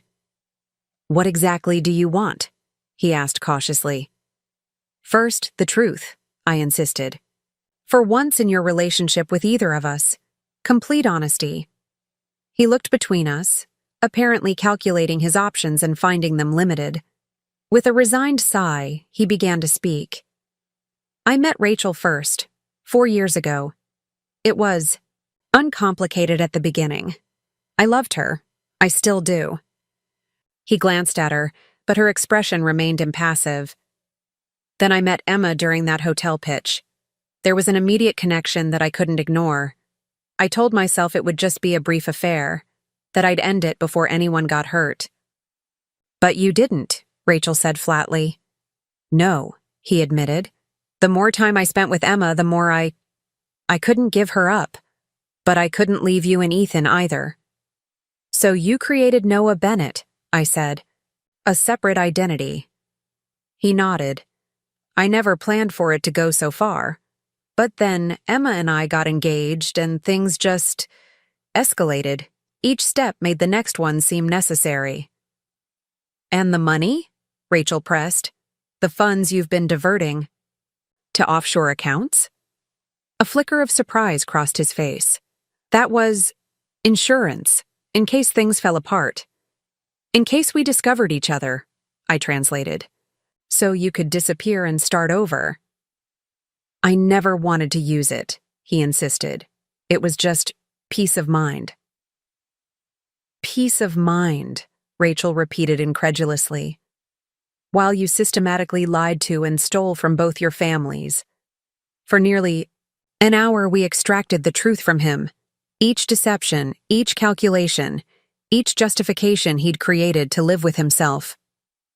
The man that emerged from this confession was both more and less than the husband I'd thought I knew. More calculating in his deceptions, less troubled by moral boundaries, yet also more fragile, desperately juggling identities to avoid making difficult choices. "I do love you both," he said finally, his voice hoarse from talking. "That was never a lie." "Love without honesty isn't love," I replied. "It's possession." Rachel opened her briefcase and removed 2 identical folders, placing one before him. "These are our terms, non-negotiable." Noah leafed through the documents, his expression growing increasingly alarmed. "This is everything. My savings, my investments, both properties." "Not everything," Rachel corrected. "Just what rightfully belongs to your families. You'll retain your retirement accounts and enough liquid assets to start over. Somewhere else." "And if I refuse?" I placed the second folder beside the first, the criminal complaint ready for filing. "Bigamy. Fraud. Financial crimes across state lines. The DA estimates 7 to 10 years, minimum." The blood drained from his face as he looked at the evidence we'd assembled. Phone records, financial transactions, falsified documents, all meticulously organized and annotated. "You have until tomorrow morning to decide," Rachel said, standing. "Sign the agreement, transfer the funds as specified, and this all stays private. Your children grow up knowing you moved away for work, not that their father is in prison for fraud. After today, you will not contact either of us directly," I added. "All communication regarding the children will go through our attorneys. You'll have scheduled video calls and limited supervised visits, contingent on your compliance with all terms." Noah looked up, desperation in his eyes. "I can't just disappear from their lives." "You were prepared to," I reminded him, nodding toward the criminal complaint with its evidence of his exit strategy.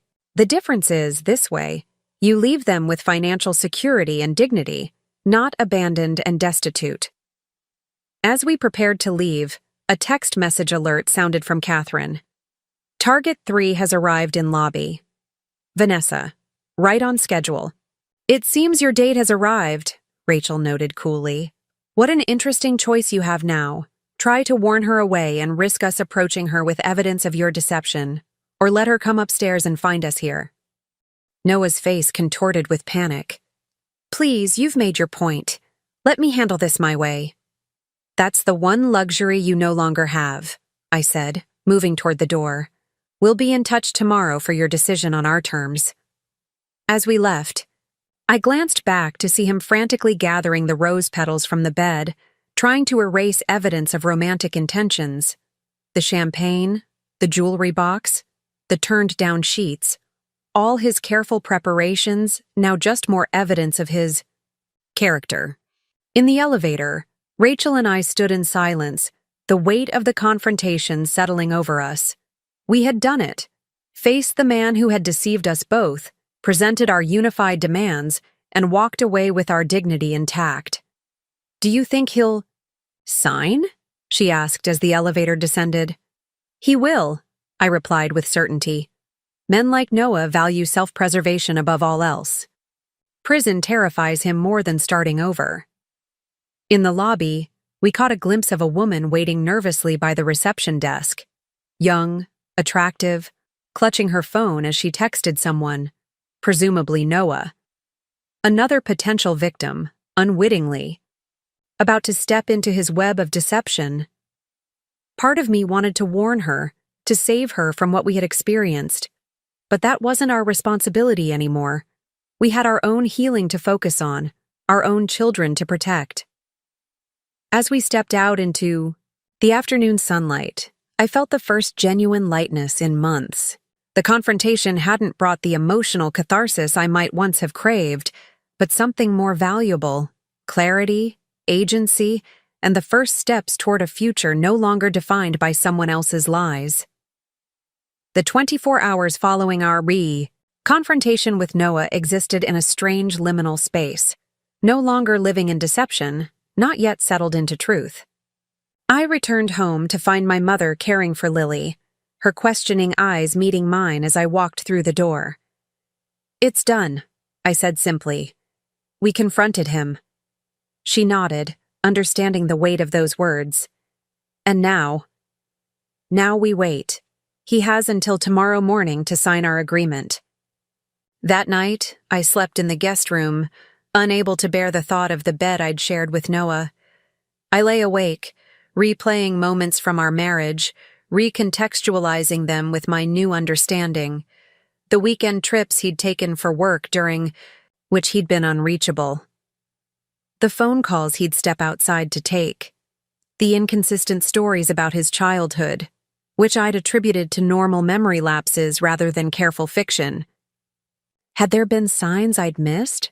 Red flags I'd ignored? I tormented myself with these questions until exhaustion finally pulled me under around dawn.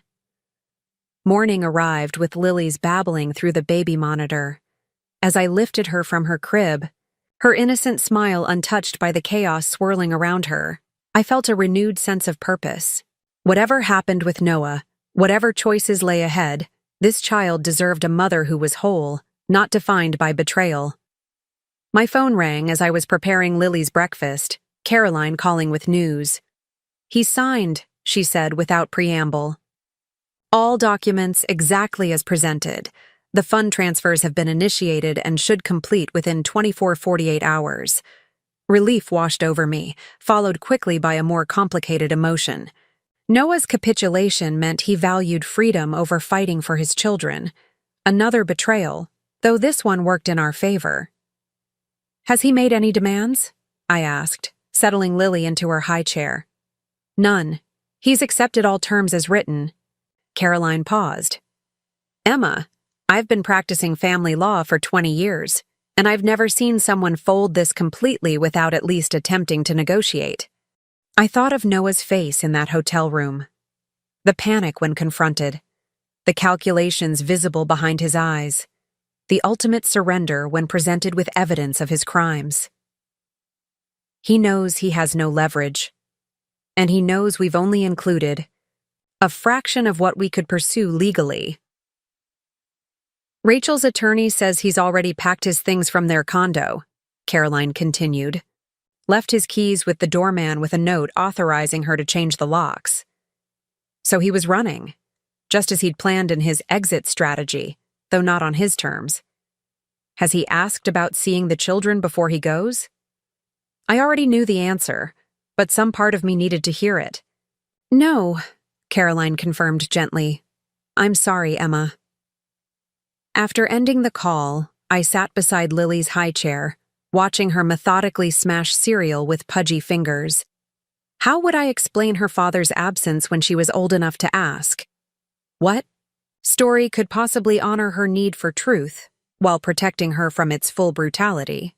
My phone chimed with a text from Rachel. It's over. He's gone. Coffee this afternoon.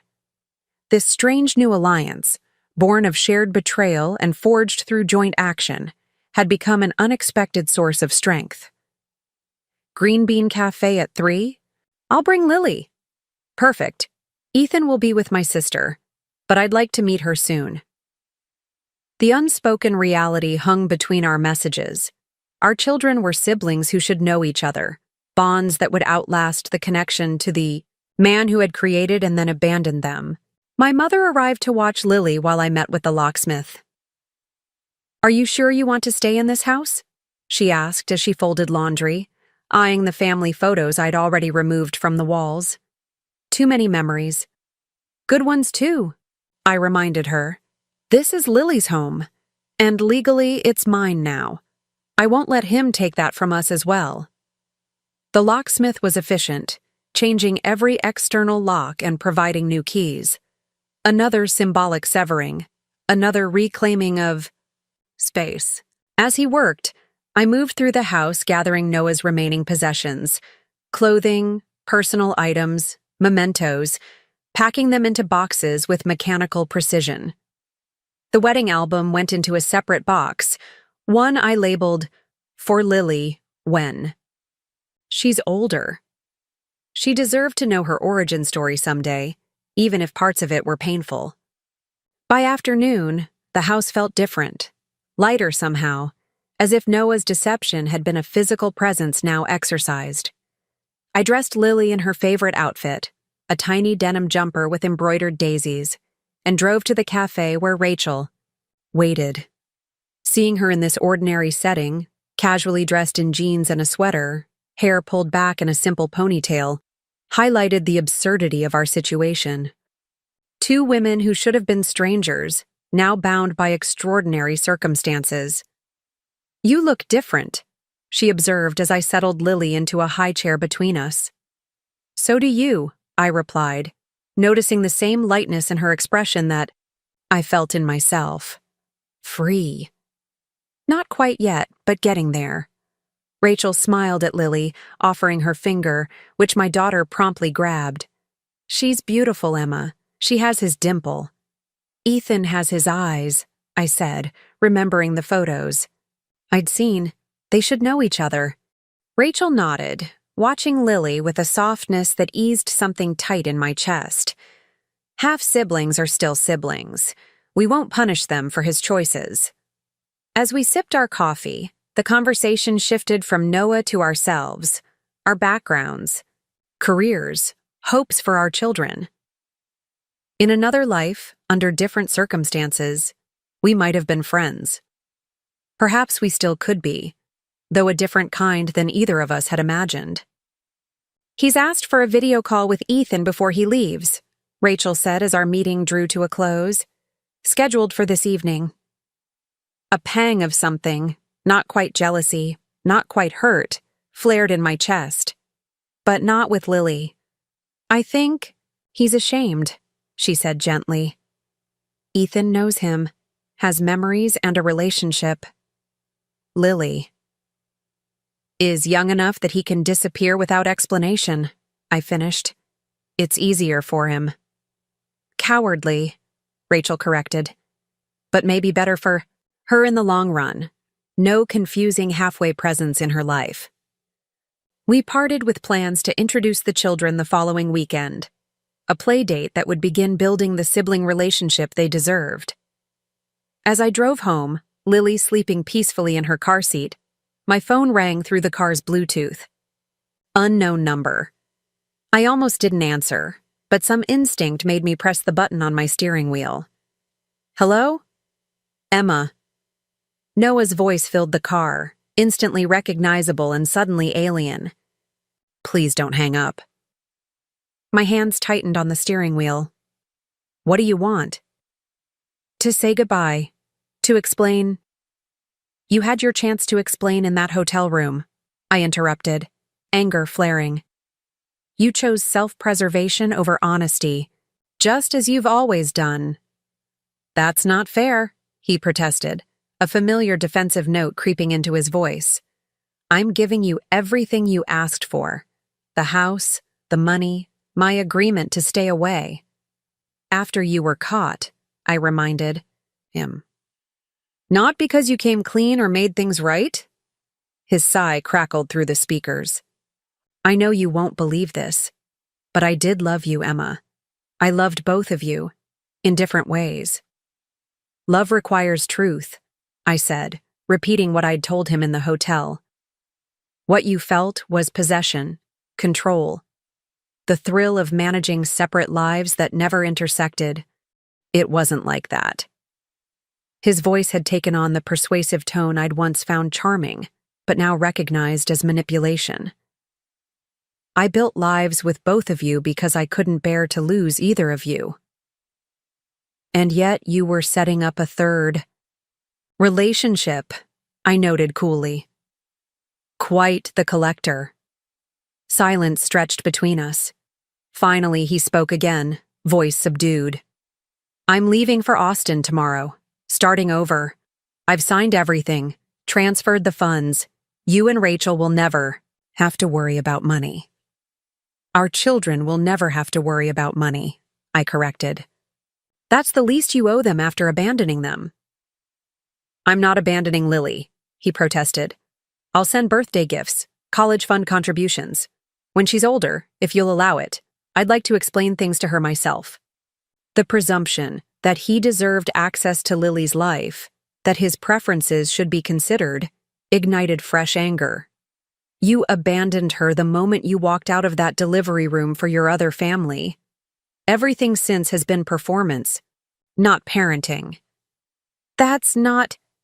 You haven't even asked to see her before you leave, I continued, unable to contain the words now flowing freely. You haven't fought for visitation rights or regular calls. You signed away your parental authority without negotiation because it was easier than facing what you've done. His silence confirmed the truth of my assessment. I know you're angry, he finally said. You have every right to be. But someday, when the hurt isn't so fresh, I hope you'll consider allowing me some role in Lily's life, even a distant one. I pulled into my driveway, putting the car in park but leaving the engine running. Noah, I need you to understand something. I'm not keeping Lily from you out of anger or revenge. I'm protecting her from the pain of a father who treats relationships as disposable. When she's old enough to make her own choices about you, I won't stand in her way. But until then, my job is to keep her safe, emotionally as well as physically. I understand, he said quietly. More than you think. One last thing, I said, an important point suddenly clear in my mind. Rachel and I have decided the children should know each other. They're siblings, regardless of how we feel about you. His sharp intake of breath suggested this possibility hadn't occurred to him, that his carefully separated worlds might connect without him at the center. That's good, he managed. They should know each other.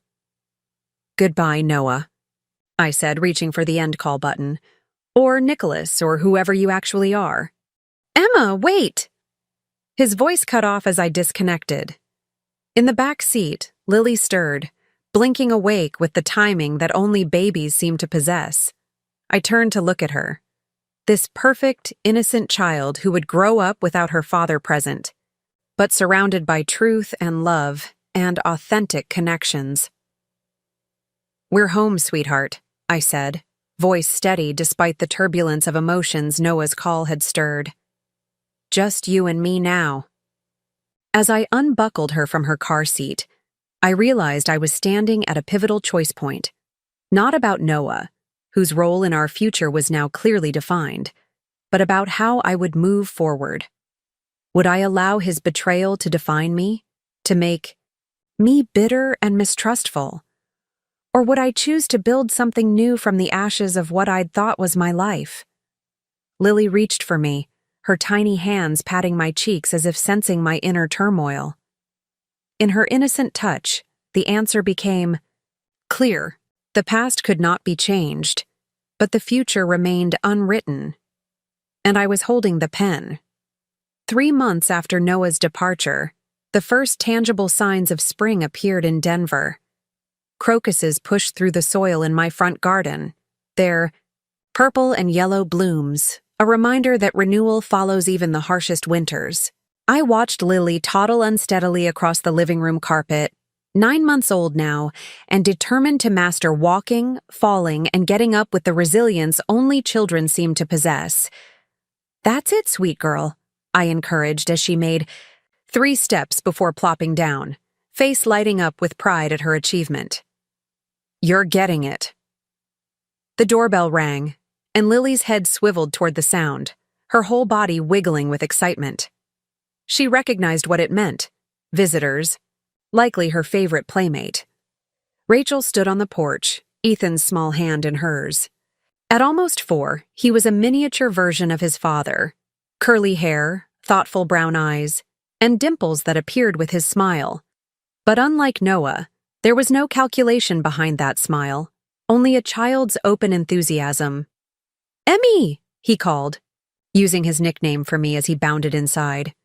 "Is Lily awake? Can we play with the blocks?" "She's right there waiting for you," I replied, accepting the bag of toddler snacks Rachel offered. "And yes to the blocks, but remember, be gentle 'cause she's still little," he finished, having heard the reminder during previous visits. He approached Lily carefully, sitting cross-legged beside her and offering a colorful plastic block. My daughter accepted it with a delighted squeal, immediately putting it in her mouth. Rachel and I exchanged amused glances as we moved into the kitchen, close enough to supervise but giving the children their space. This Sunday afternoon ritual had become an anchor in our new reality, a bi-weekly playdate that nurtured the sibling relationship, while allowing Rachel and me to build our own unexpected friendship. "How was his call with Noah yesterday?" asked, preparing coffee for us both. The monthly video calls between Ethan and his father had continued, structured and supervised as our agreement stipulated. Rachel sighed, leaning against the counter. "Brief. Noah showed him the beach near his new place in Austin, promised to send shells. Ethan was more interested in telling him about his new dinosaur book than hearing about Daddy's adventure." "That's progress," I noted, recognizing the healthy detachment developing in Ethan. "Less attachment anxiety?" "Some," she agreed. "The child psychologist says he's adjusting well, all things considered. The consistency of our new routine helps." She hesitated before adding, "Noah asked about Lily again." This had become a pattern, Noah inquiring about my daughter during his calls with Ethan, sending tentative messages through Rachel instead of contacting me directly as our agreement required. "The answer hasn't changed," I said, keeping my voice neutral to avoid transferring my feelings to Rachel. "When Lily is older, I'll consider supervised video calls if she expresses interest. Until then, my focus is on stability." Rachel nodded, understanding without judgment. Our approaches to handling Noah's continued presence differed slightly. She allowed the structured calls with Ethan, while I maintained firmer boundaries with Lily. But we respected each other's decisions, recognizing the different ages and needs of our children. "The trust fund paperwork came through," she mentioned as we carried our coffee to the breakfast nook overlooking the children. "Did you get yours?" "Yesterday. The irony wasn't lost on me that Noah had actually followed through on one promise, establishing substantial education trusts for both children. It's generous. Blood money, Rachel murmured, then winced. Sorry, that's not fair to the kids. But accurate to how it feels, I acknowledged, though I prefer to think of it as their inheritance from a father who couldn't provide emotional stability but can at least ensure financial security. We'd both become adept at this, reframing Noah's actions in ways that acknowledged the harm while extracting whatever positive elements existed for our children's benefit. It was part of our shared healing process, this careful balancing of truth and grace. Our conversation shifted to lighter topics. Ethan's preschool adventures, Lily's newest developmental milestones, Rachel's recent promotion at the hospital. The easy rhythm of friendship that had developed between us still occasionally struck me as surreal. This woman who by all conventional logic should be my adversary had instead become an essential part of my support system. I've been thinking about dating again, Rachel said suddenly, eyes fixed on her coffee cup. Not seriously, just dinner. Conversation with an adult that doesn't revolve around children or work or our shared ex-husband? I finished with a small smile. That sounds healthy. Too soon? She asked, uncertainty flickering across her face. I considered this thoughtfully. I don't think there's a standard timeline for moving forward after what we experienced. If you feel ready, that's what matters. I met someone at work. She admitted. A radiologist. He asked me to dinner next Friday. I told him I needed to think about it. Do you want to go? Yes, she said with surprising conviction. But I feel guilty, like I'm somehow betraying Ethan by moving on too quickly. I reached across the table to squeeze her hand. Ethan deserves a happy mother. If having dinner with this radiologist brings you joy, that's good for him too. She nodded, visibly relieved. What about you? Have you thought about dating? Not even remotely, I replied honestly. Between Lily, work, and rebuilding my sense of self, there's no space for someone new yet. Maybe someday, but not now. We were interrupted by Ethan's excited voice. Mommy! Emmy! Look! Lily's standing by herself!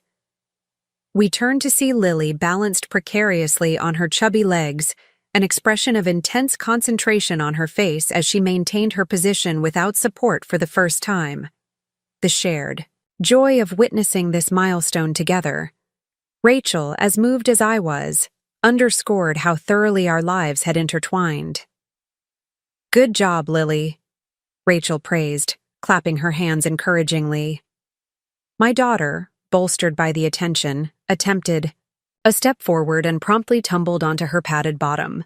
Instead of crying, she giggled and began the process of pulling herself up again, determination undiminished. She's resilient, Rachel observed. Like her mother. The comment touched me deeply. Like both her mothers, I corrected softly. Later that evening, after Rachel and Ethan had left and Lily was asleep in her crib, I found myself drawn to the home office I'd reclaimed from Noah's sporadic use. In the month since his departure, I'd systematically transformed this space. New, paint, different furniture arrangement, artwork that reflected my aesthetic rather than our compromised blend. It was here that I'd begun to rebuild not just my personal life, but my professional identity as well. My laptop held a half-finished proposal for Luminous Marketing's newest client, an ethical cosmetics company whose values aligned with my own, evolving perspective. My return to full-time work had come with unexpected opportunities, including the chance to reshape our agency's approach to client relationships and campaign development. We want authenticity in our marketing, I'd told my team during a recent strategy session. Not the illusion of it. Our clients deserve campaigns built on genuine connections, not manufactured personas. The irony of learning this lesson from Noah's deception wasn't lost on me or my colleagues. What had been a painful personal experience had transformed into professional insight that was now shaping our agency's direction. As I worked on the proposal, my phone chimed with a text from Daphne. "Drinks tomorrow? The team misses you." The invitation prompted reflection on another aspect of my post-Noah integration, reclaiming friendships I'd inadvertently neglected during my marriage. Noah had subtly but effectively isolated me, creating a world where our relationship was central and other connections peripheral. Not through overt control, but through the constant demands of his complicated scheduling and priority shifting. "Absolutely," I replied. "Green room at 6? My calendar app opened to confirm the appointment, displaying the week ahead, color-coded, blocks representing work commitments, childcare, personal time, and family obligations. The organizational system was eerily similar to the one I'd discovered in Noah's storage unit, a realization that initially disturbed me until my therapist helped me reframe it. Using similar tools doesn't make you similar people, Dr. Mitchell had pointed out during one of our weekly sessions. Your calendar organizes a transparent, integrated life. His compartmentalized a fractured, deceptive one. The tool isn't the issue, it's the intention behind it. Dr. Mitchell had been instrumental in my healing process, helping me navigate the complex emotional landscape of betrayal, anger, grief, and ultimately, renewal. Our sessions had evolved from crisis management to thoughtful reflection on the lessons I was integrating into my new life. "What have you learned from this experience that you value?" she'd asked during our most recent appointment.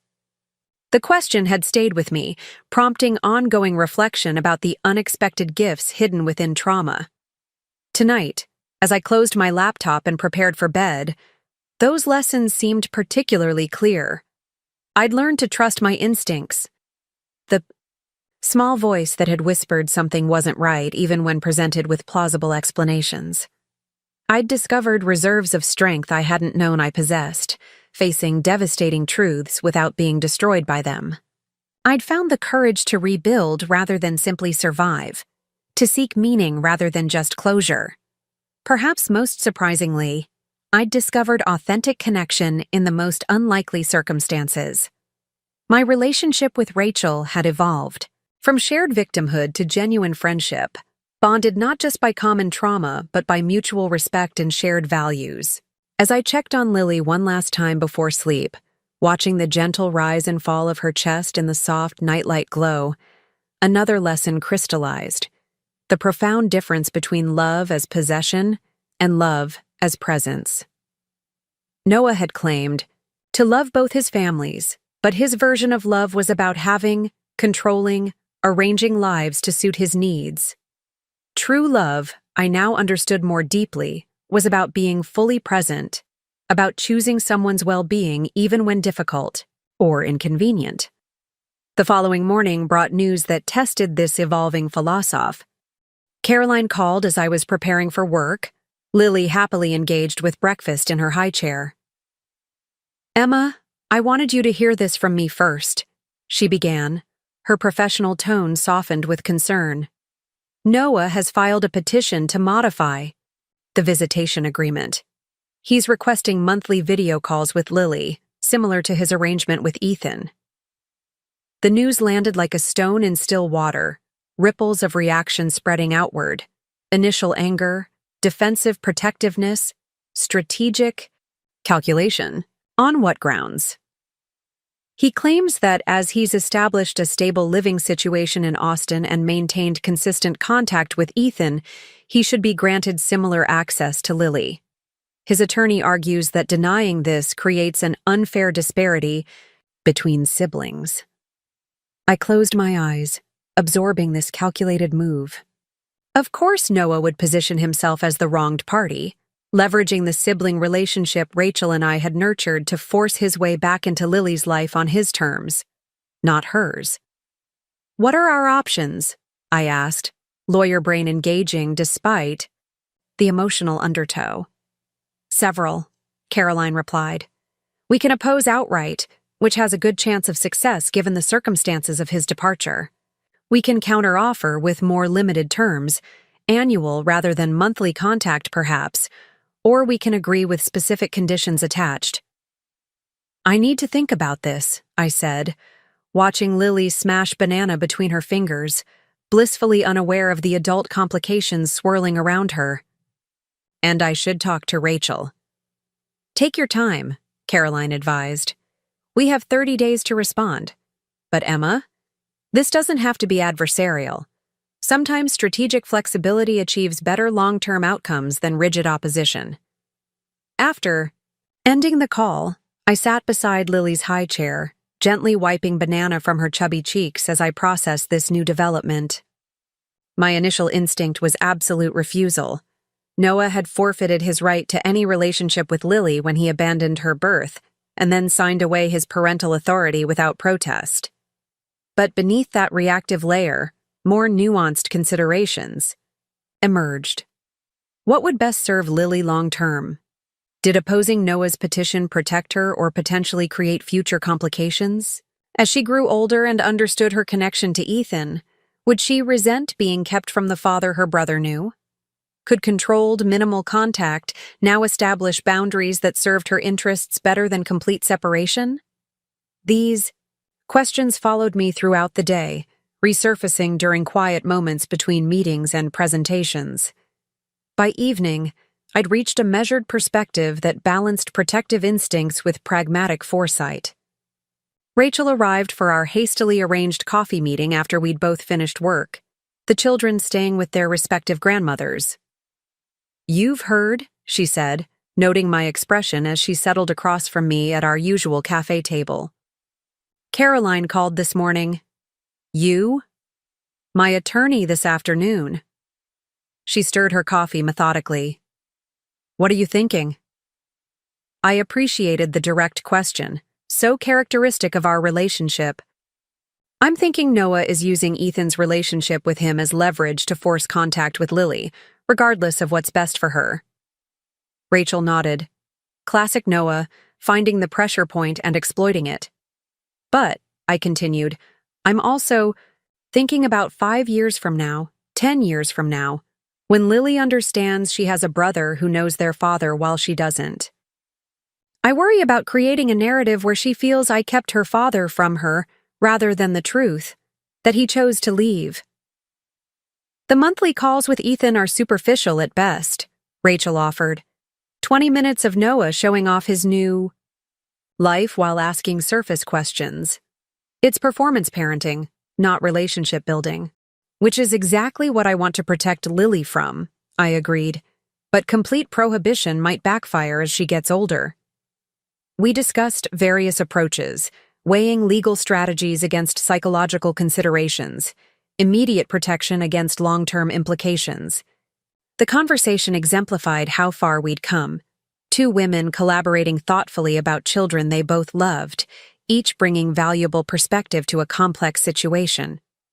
"What if we counter with annual contact initially?" Rachel suggested. "A birthday video call, perhaps. Something symbolic that acknowledges his biological connection without creating dependency or confusion." "With specific conditions," I added, the approach taking shape. "No gifts unless approved in advance. No promises to Lily he may not keep. No disparaging remarks about either of us or our parenting choices. And accountability measures," Rachel continued. "The call's recorded for review, immediate termination if he violates conditions." We refined this approach over another hour, eventually reaching a balanced position that allowed minimal, highly structured contact while maintaining firm boundaries. It wasn't perfect, no solution involving Noah could be, but it felt integrated, acknowledging complex realities while prioritizing Lily's emotional health. Walking home afterward, I reflected on how this situation embodied the lessons of the past months. I was no longer reacting from hurt or fear, but responding from a centered place that incorporated understanding without surrendering boundaries. I could acknowledge Noah's biological connection to Lily without granting him the father's role he hadn't earned. I could collaborate with Rachel on consistent approaches for both children without sacrificing my independent judgment about my daughter's needs. Most importantly, I'd learned that healing wasn't about erasing the past, but about integrating it, carrying forward its lessons while refusing to be defined by its wounds. That evening, I called my mother to update her on the situation while she watched Lily at her house. "You sound different," she observed after I explained our planned response to Noah's petition. "More settled." "I feel more integrated," I replied, the word feeling precisely right. "Less like I'm reacting to what happened and more like I'm creating what comes next." "That's wisdom," she said simply. "Hard-earned, but valuable."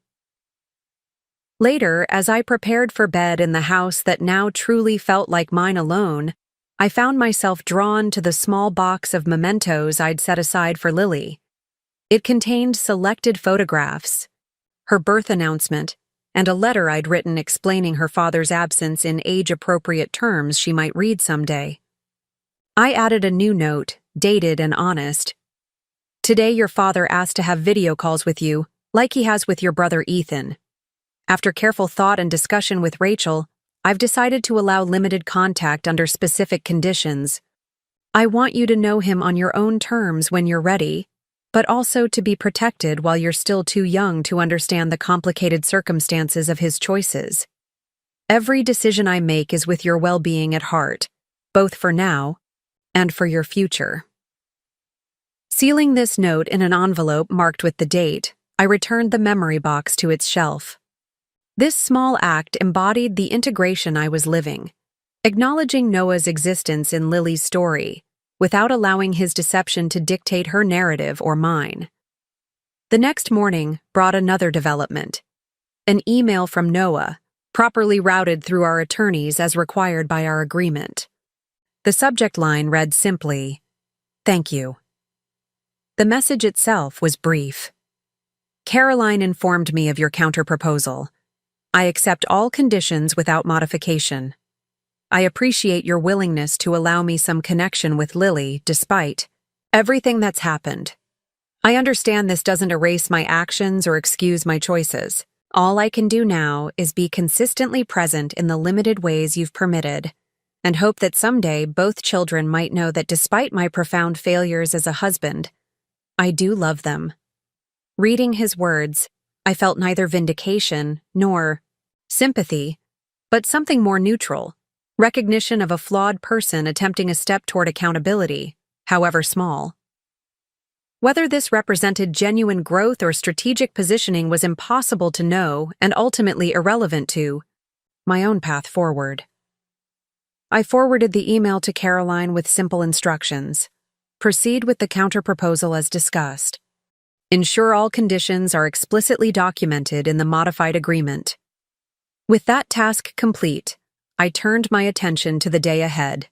A client presentation in the morning, lunch with Daphne to discuss a potential promotion, picking up Lily from daycare for her pediatrician appointment, dinner with my mother. Ordinary life, rebuilt from extraordinary circumstances.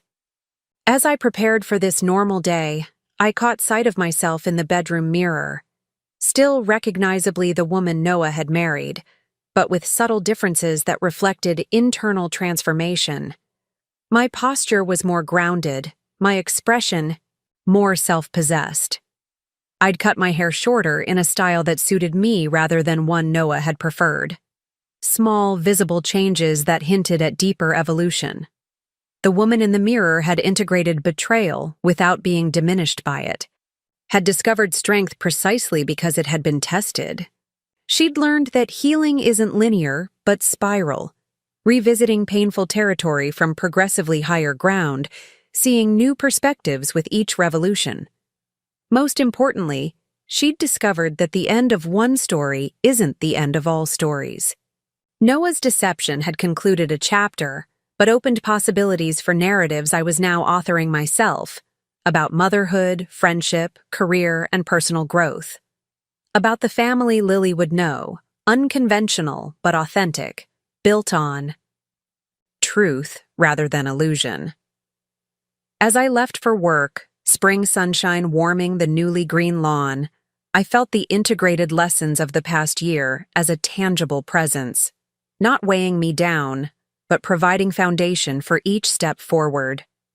The future remained unwritten, but I now held the pen with steady hands, ready to compose whatever came next.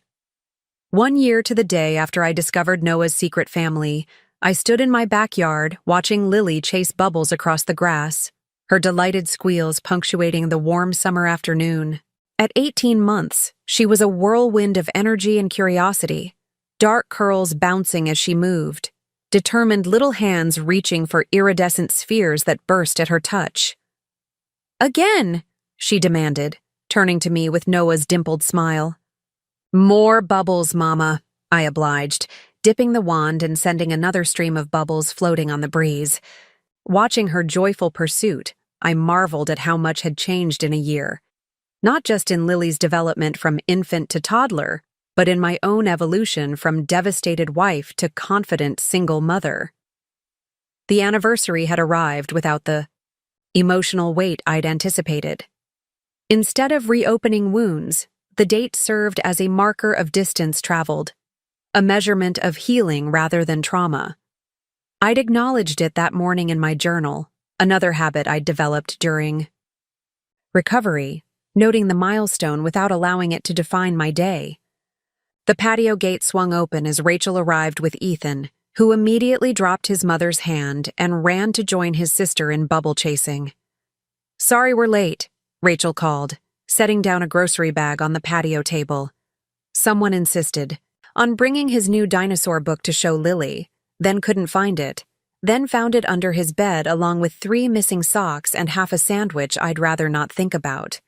I laughed, recognizing the universal chaos of parenting a preschooler. "No worries. The others should be here soon." Rachel began unpacking the bag, ingredients for the pasta salad she'd volunteered to make for our gathering. This was another evolution of the past year. Our cautious alliance had blossomed into genuine friendship, complete with family celebrations that merged our separate circles into something new and unconventional. "How are you feeling about today?" she asked, glancing up from chopping vegetables. The question held layers of meaning we both understood without elaboration. "Surprisingly okay," I replied, watching the children play. "More focused on what we've built than what we lost." Rachel nodded, understanding reflected in her eyes. Trevor asked if it was weird, celebrating this particular anniversary. I told him it wasn't an anniversary of loss, but of liberation. Trevor was the radiologist who had moved from cautious first date to steady presence in Rachel's life over the past 6 months. Thoughtful and patient, he'd approached her situation, including her friendship with me and Ethan's relationship with Lily, with admirable openness. His attendance today represented another milestone in our evolving family constellation. "Is he still nervous about meeting everyone?" I asked, knowing Trevor had expressed anxiety about navigating the unconventional dynamics of our social circle. "Terrified," Rachel confirmed with affectionate amusement. He changed shirts 3 times and practiced what he called his non-awkward introduction in the mirror. "Tell him we don't bite," I assured her. "Besides, my mother will be so thrilled to see you dating someone nice that she'll barely notice him fumbling." The doorbell rang, signaling the arrival of other guests. Today's gathering included my mother, Rachel's sister and her husband, Daphne, and her partner from work, and 2 other friends who had been particularly supportive during the past year. A small celebration of the family we'd chosen, the connections that had sustained us through upheaval. As the afternoon progressed, our backyard filled with conversation and laughter. Trevor did indeed fumble his initial introductions, but relaxed visibly when my mother engaged him in conversation about his work in pediatric radiology. Ethan appointed himself Lily's official protector, solemnly explaining to the adults that she needed careful watching because she was still learning about dangerous things like stairs and hot stuff. Standing at the grill, turning vegetable skewers while chatting with Rachel's brother-in-law, I felt a profound sense of rightness, not despite the circumstances that had brought us here, but because of how we'd transformed those circumstances into something meaningful. "You've created something remarkable," Daphne observed, joining me with a glass of lemonade. "Not many people could turn such betrayal into whatever this beautiful thing is." I considered her observation as I arranged the grilled vegetables on a serving platter. I think the key was refusing to let Noah's actions dictate our response. The moment Rachel and I decided to ally rather than oppose each other, we changed the narrative. "Still," Daphne persisted, "it would have been easier to just separate your lives completely." "Easier, maybe, but not better," I replied, watching Ethan help Lily climb onto a play structure. "Those children are siblings. They deserve to know each other, regardless of their father's choices." The mention of Noah brought an inevitable question. "Has he maintained the video calls with Lily?" I nodded, surprised by my own lack of emotional reaction to the topic. "Monthly as agreed. 15 minutes strictly scheduled. He's been appropriate. No grand promises, no undermining comments, just basic getting-to-know-you interaction. It's, cordial." What I didn't articulate was how strange those calls remained. Watching my daughter interact with the man whose deception had shattered my trust, but whose genetic contribution had given her those dimples, that determined chin, that infectious laugh. The man who was neither fully stranger nor truly father, occupying an ambiguous space we were still learning to navigate. "And Rachel's son still talks to him more regularly?" "Weekly calls," I confirmed. "Different situation. Ethan has memories of Noah, an established relationship. Lily's starting from zero." The first video call between Noah and Lily had been awkward, tense, me sitting beside her, monitoring every word, ready to end the call at the slightest misstep. Noah's face on the screen, carefully neutral, yet unable to hide his shock at how much she'd grown in his absence. Lily herself oblivious to the significance, interested primarily in the buttons on the tablet, rather than the stranger calling her sweetheart. Subsequent calls had established a predictable pattern. Noah would ask simple questions appropriate to Lily's age and development, share brief glimpses of his life in Austin, usually involving his dog or the beach near his apartment, and respect the time limits without protest. His interactions remained cautious, as if aware that one wrong move could terminate this tenuous connection. What had surprised me most was my own evolution from rigid hostility to guarded pragmatism. The calls were neither as traumatic as I'd feared, nor as meaningful as Noah might have hoped. Simply a negotiated space where Lily could begin forming her own impressions of this person who was connected to her, but not central to her daily life. "Enough about Noah," I said, changing the subject. "How's the promotion working out?" Daphne's face lit up as she described her new role leading Luminous Marketing's digital strategy department, a position that had opened partly due to my recommendation. My own career had undergone significant transformation as well. 6 months after Noah's departure, I'd been offered partnership at the agency, a culmination of professional growth accelerated rather than hindered by personal challenge. "The client presentation you developed for Everglow's new campaign changed everything," Daphne said. "That whole approach about authentic beauty and rejecting perfectionism, it resonated because it was real. You were living it." She was right. My experience with Noah's betrayal had fundamentally altered my perspective on authenticity, both personally and professionally. The campaign that had secured my partnership had been born directly from that insight. Marketing that embraced imperfection rather than disguising it, that celebrated resilience rather than unattainable ideals. Our conversation was interrupted by Ethan's excited voice. "Emmy, look what Trevor can do!" I turned to see Trevor performing an elaborate magic trick with quarters, Ethan and Lily watching in wide-eyed amazement. The radiologist had apparently been hiding talent beyond medical imaging, his earlier nervousness replaced by confident performance as he entertained the children. "He's good with them," I observed to Rachel, who had joined us by the grill. He is, she agreed, unmistakable warmth in her voice. It scared me at first, how quickly Ethan attached to him. I worried it was too soon, that I was allowing another potential disappointment into his life. But, I prompted, recognizing there was more to her thought. But I realized I can't protect Ethan from all possible hurt without also protecting him from connection. The risk of attachment is the price of meaningful relationships. She smiled wryly. Something my therapist reminds me regularly. Her words resonated with my own journey. Learning to trust again after Noah hadn't been about finding guarantees against further betrayal. Such certainty didn't exist. It had been about developing confidence in my own resilience, knowing I could survive disappointment without being destroyed by it. As the gathering continued into early evening, I found myself observing the interconnected relationships that had formed in the aftermath of Noah's departure. The unlikely friendship between Rachel and my mother, the playful bond between Ethan and Lily, the easy camaraderie among friends who had each supported us in different ways. What had begun as crisis management had evolved into genuine community, a network of connections stronger for having been deliberately chosen rather than circumstantially inherited. After our guests departed, Rachel and Trevor stayed to help, with cleanup, the four of us working in companionable efficiency while the children played with new toys in the living room. "I have some news," Rachel said as we loaded the dishwasher. Her tone was carefully neutral, but I caught an undercurrent of significance. "Good news or complicated news?"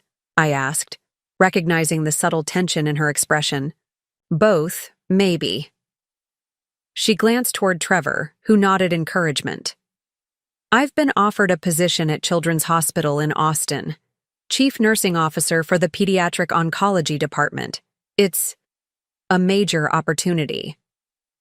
The revelation landed with complex impact, immediate happiness for her professional recognition, followed quickly by concern about what this might mean for our carefully constructed arrangement. "Rachel, that's amazing," I said, meaning it despite the complications. "When would you start?" "That's the complicated part," she admitted. "They want me there by September, which means decisions about Ethan's school, living arrangements, and—" She hesitated. "How we maintain the children's relationship." The implied question hung between us. Could our unconventional family structure survive geographical separation? Would the sibling bond we'd nurtured between Ethan and Lily withstand distance? And the question neither of us voiced directly, how? Would Noah factor into this new arrangement, with Rachel and Ethan in the same city as him? "We'll figure it out," I said with more confidence than I felt. This is too important an opportunity to pass up. Trevor, who had remained quietly supportive during this exchange, spoke up. "I've been offered a position there too, different hospital, but same time frame." The pieces clicked into place, their concurrent opportunities, the careful way they'd introduced the news. This wasn't a spontaneous development, but something they'd been considering together. "You've been planning this," I observed, no accusation in my tone, merely recognition. "Exploring options," Rachel clarified. "Nothing was decided until we knew both offers were firm, and nothing will be finalized without figuring out how it affects the kids." The pragmatic problem solver in me immediately began cataloging considerations: travel logistics for visits, video call schedules, holiday arrangements. But beneath these practical concerns lay more profound questions about attachment and adaptation, about how these children who had already navigated significant disruption would manage another transition. "Have you told Noah?" I asked, the question unavoidable despite my reluctance to center him in the conversation. "Not yet," Rachel replied. "I wanted to talk with you first. We're a family unit in our own way, Emma. Your perspective matters more than his." Her words touched me deeply. Through all the chaos and rebuilding, this was perhaps the most meaningful outcome. The family we had created, not through traditional bonds, but through conscious choice and shared values. "Thank you for that," I said, emotion making my voice slightly unsteady. I think we need to approach this as an opportunity, not just a challenge. We've already defied conventional expectations about how families like ours are supposed to function. Why stop now?" Later that night, after Rachel, Trevor, and Ethan had left and Lily was asleep, I sat on my back porch with a glass of wine, processing the day's revelations. The potential move represented yet another evolution in our complex situation. One that would require new adaptations, different boundaries, creative solutions to unprecedented questions. My phone chimed with an incoming email, Rachel sending promised information about the Austin position, including links to the hospital's website and details about the pediatric oncology program she would lead. As I scrolled through the materials, I found myself genuinely excited for her, this woman who had transformed from Noah's other wife to one of my closest friends. Another notification appeared, a calendar reminder for Lily's monthly call with Noah, scheduled for tomorrow afternoon. The timing seemed pointed, a cosmic reminder of all the interconnected elements requiring navigation. On impulse, I opened my contacts and selected Noah's number, something I hadn't done in months, all communication flowing through attorneys or the structured video call system. The phone rang 3 times before he answered, surprise evident in his voice. "Emma? I needed to tell you something directly," I said, bypassing social pleasantries. "Rachel has been offered a position in Austin. She and Ethan will likely be moving there in September." A lengthy silence followed, broken only by the sound of his measured breathing. When he finally spoke, his tone was carefully neutral. "I see.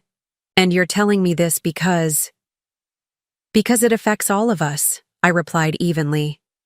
"New arrangements will need to be made for the children to maintain their relationship. New boundaries established regarding your involvement with both of them." "What are you asking me?" Wariness colored his question, the ingrained caution of a man who had learned his limitations the hard way. "I'm not asking anything yet," I clarified. "I'm informing you of a development that impacts our situation. Rachel and I will develop a proposed arrangement for how this works going forward. Your cooperation will be appreciated, but isn't optional. The children's well-being remains the priority." Another pause, then, "You and Rachel continue to surprise me." "How so?" "Most women in your situation would be adversaries, not allies. Certainly not friends planning complex family arrangements together. Most women in our situation weren't married to someone who taught us exactly how destructive adversarial relationships can be," I countered, surprising myself with the lack of bitterness in the observation. It was simply truth, neutrally stated. Noah absorbed this in silence before responding. "For what it's worth, I would like to help make this transition work for the children, whatever that looks like." "I appreciate that," I replied, meaning, despite the complicated history between us. "We'll be in touch through the proper channels once plans take shape." After ending the call, I sat with the realization that this brief exchange with Noah had been almost normal. Not friendly or intimate, but functional, adult, focused on practical matters rather than emotional wounds. It represented yet another milestone in the ongoing integration of past and present, the ability to engage with the source of betrayal without being consumed by it. The following weeks brought intense planning sessions with Rachel, pragmatic discussions about logistics, schedules, finances, and boundaries for the new arrangement. We developed a proposal that included quarterly visits in either direction, Ethan coming to Denver or Lily traveling to Austin, always with one of us accompanying her until she was older. Monthly siblings-only video calls supplementing the regular contact. Summer weeks and holiday rotations carefully mapped to maximize their time together while working within practical constraints. Noah's role required particular consideration. With Rachel and Ethan in Austin, the existing visitation schedule would need adjustment. After thoughtful discussion, we proposed supervised in-person visits on alternating months, replacing the weekly video calls with more substantive but still carefully bounded interaction. "What about Lily?" Rachel asked during one planning session. "Will this change your approach to her relationship with him?" It was a question I'd been contemplating since learning of the move. "I think it might need to," I admitted. "If she's visiting Austin to see Ethan, maintaining the artificial separation from Noah becomes more complicated and potentially confusing." "What are you considering?" "Limited, supervised contact during her Austin visits," I said, the decision forming as I articulated it. "Not overnight stays or extended time, but perhaps shared activities with both children. Enough for her to understand who he is within the context of her relationship with Ethan." Rachel nodded thoughtfully. "Controlled integration rather than compartmentalization. The opposite of how Noah managed his relationships with us." "Exactly," I agreed. "I don't want Lily growing up with the same fragmented reality he created, even if that means allowing him more presence than I might have chosen under different circumstances." This approach represented my most significant shift yet, from protective isolation to carefully managed inclusion, acknowledging Noah's biological connection to Lily while maintaining clear boundaries around his role in her life. It wasn't forgiveness exactly, nor was it reconciliation in any conventional sense. It was something more nuanced, a pragmatic integration that prioritized Lily's long-term psychological health over my own justified wariness. When our proposal was finalized, we presented it through our attorneys as a unified position, not open to substantial negotiation. Noah's response came quickly, complete acceptance of the terms with a single additional request: the opportunity to apologize to me in person before Rachel and Ethan relocated. My initial reaction was reflexive refusal. What could a face-to-face apology offer that hadn't been covered in legal documentation or the limited communication we'd maintained for Lily's sake? What purpose would it serve beyond easing his conscience or providing closure he hadn't earned? I brought the question to Dr. Mitchell during our now monthly therapy session, no longer focused on crisis management, but on continued integration and growth. "What do you think he hopes to accomplish?" she asked, her customary approach of exploring motivations rather than prescribing actions. "Absolution, probably," I replied. "Permission to feel better about what he did." "And if that's true, how would you feel about granting that?" I considered the question seriously, examining my emotional response rather than dismissing it. I'm not interested in absolution as a gift to him, but I'm also not invested in his continued suffering as some form of justice. Dr. Mitchell nodded encouragingly. "What about for yourself? Might there be value in such a conversation for your own continued healing?" This perspective shifted my thinking. I'd been viewing Noah's request exclusively in terms of what it offered him, not considering what the exchange might provide for my own journey. Was there something I needed to say or hear that couldn't be communicated through lawyers or limited video interactions?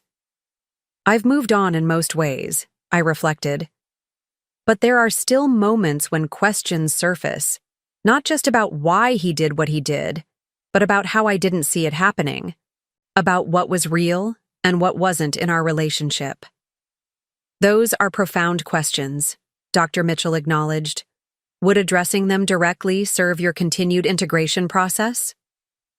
After further reflection, I agreed to Noah's request, with specific conditions: a public location, limited duration, and clear understanding that this was about communication, not reconciliation.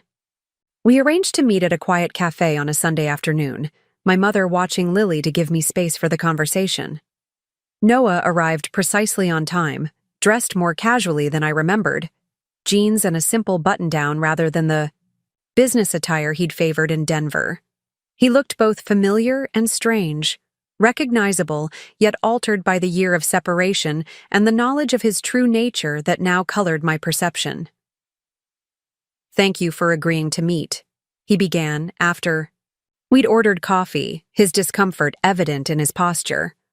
I wasn't sure you would. I almost didn't, I replied honestly. I'm still not entirely sure why I'm here. I want to apologize, he said, hands wrapped around his coffee cup. Not the legal apology in the settlement or the careful statements during video calls with Lily. A real apology, face to face, for what I did to you. I studied him, noticing subtle changes, lines around his eyes that hadn't been there before, a watchfulness that had replaced his former confidence. I'm listening. Noah took a deep breath. I am deeply sorry for the deception I maintained throughout our relationship, for creating a false identity, for building a life with you on a foundation of lies, for abandoning you during Lily's birth when you needed me most. He met my eyes directly. There's no justification for what I did. No explanation that makes it acceptable. His words were clearly rehearsed but seemed genuine nonetheless. A prepared statement he wanted to deliver correctly rather than a performance for effect. Why did you do it?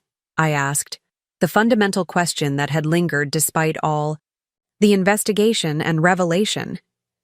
Not the logistics of how, but the why. What were you seeking that drove such elaborate deception? Noah considered this, seeming to search for honest insight rather than convenient excuses.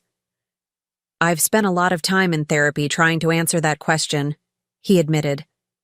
The simplest answer is also the most difficult to acknowledge. I wanted incompatible things and lacked the courage to choose. Elaborate, I prompted, unwilling to accept this surface-level response. When I met Rachel, I fell in love with her, genuinely, not as pretense. We built a life I valued. Then when Ethan was born, I experienced panic, I suppose. Fear of being trapped in a single identity, a single story. He paused, struggling visibly with articulation. Then I met you, and instead of recognizing those feelings as my own issue to resolve, I created a separate reality where I could be someone else, someone unburdened by the choices I'd already made. You could have left Rachel, I observed, neutrally. Or not pursued me in the first place. Yes, he agreed simply. Those were the honest options I rejected. My therapist calls it pathological conflict avoidance, the inability to accept that meaningful choices necessarily eliminate other possibilities. I wanted everything without the cost of choosing anything. His assessment aligned with my own. Understanding, yet hearing him articulate it carried unexpected impact, confirmation that my experience hadn't been imagined or exaggerated. Did you ever intend to choose? I asked. Or was the plan always to maintain both lives indefinitely? I told myself there would be a resolution eventually, he replied. That I was just waiting for the right time, the right circumstances.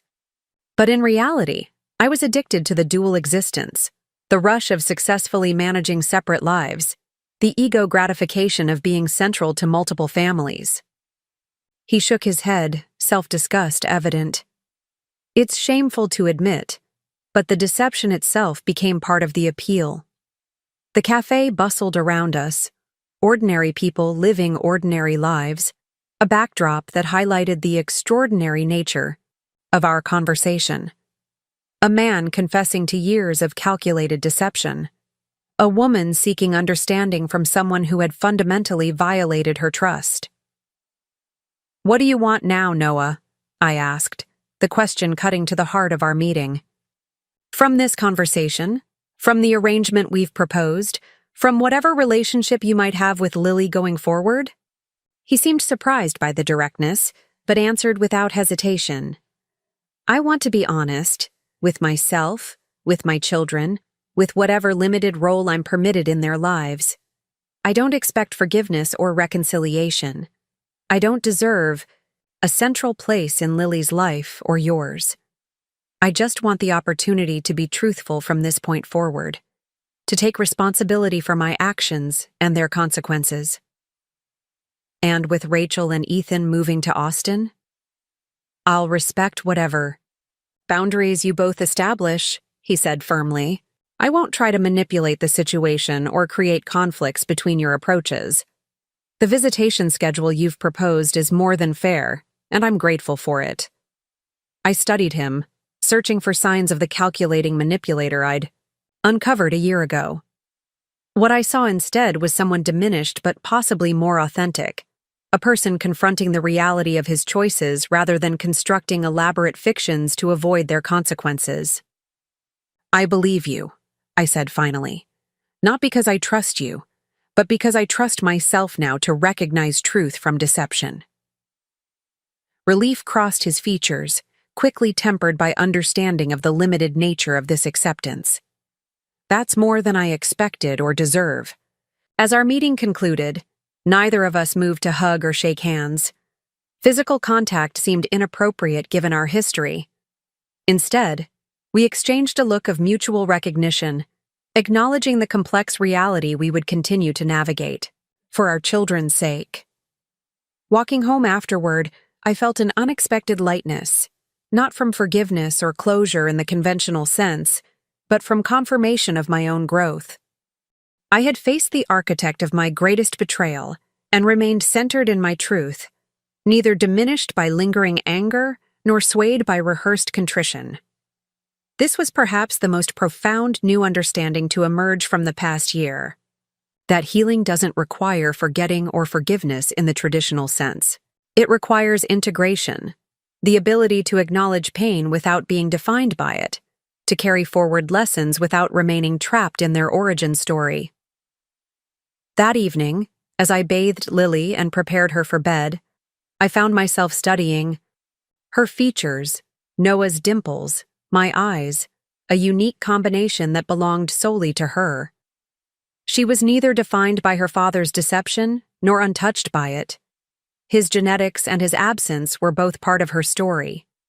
My job wasn't to erase that complexity, but to help her navigate it with honesty appropriate to her development. "Mama, story," she demanded, settled into her toddler bed with favorite stuffed animals arranged precisely around her.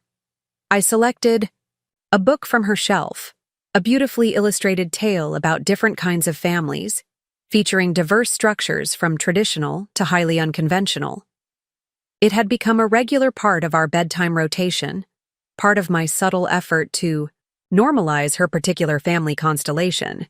Some families have a mommy and daddy who live together, I read, turning colorful pages. Some families have two mommies or two daddies.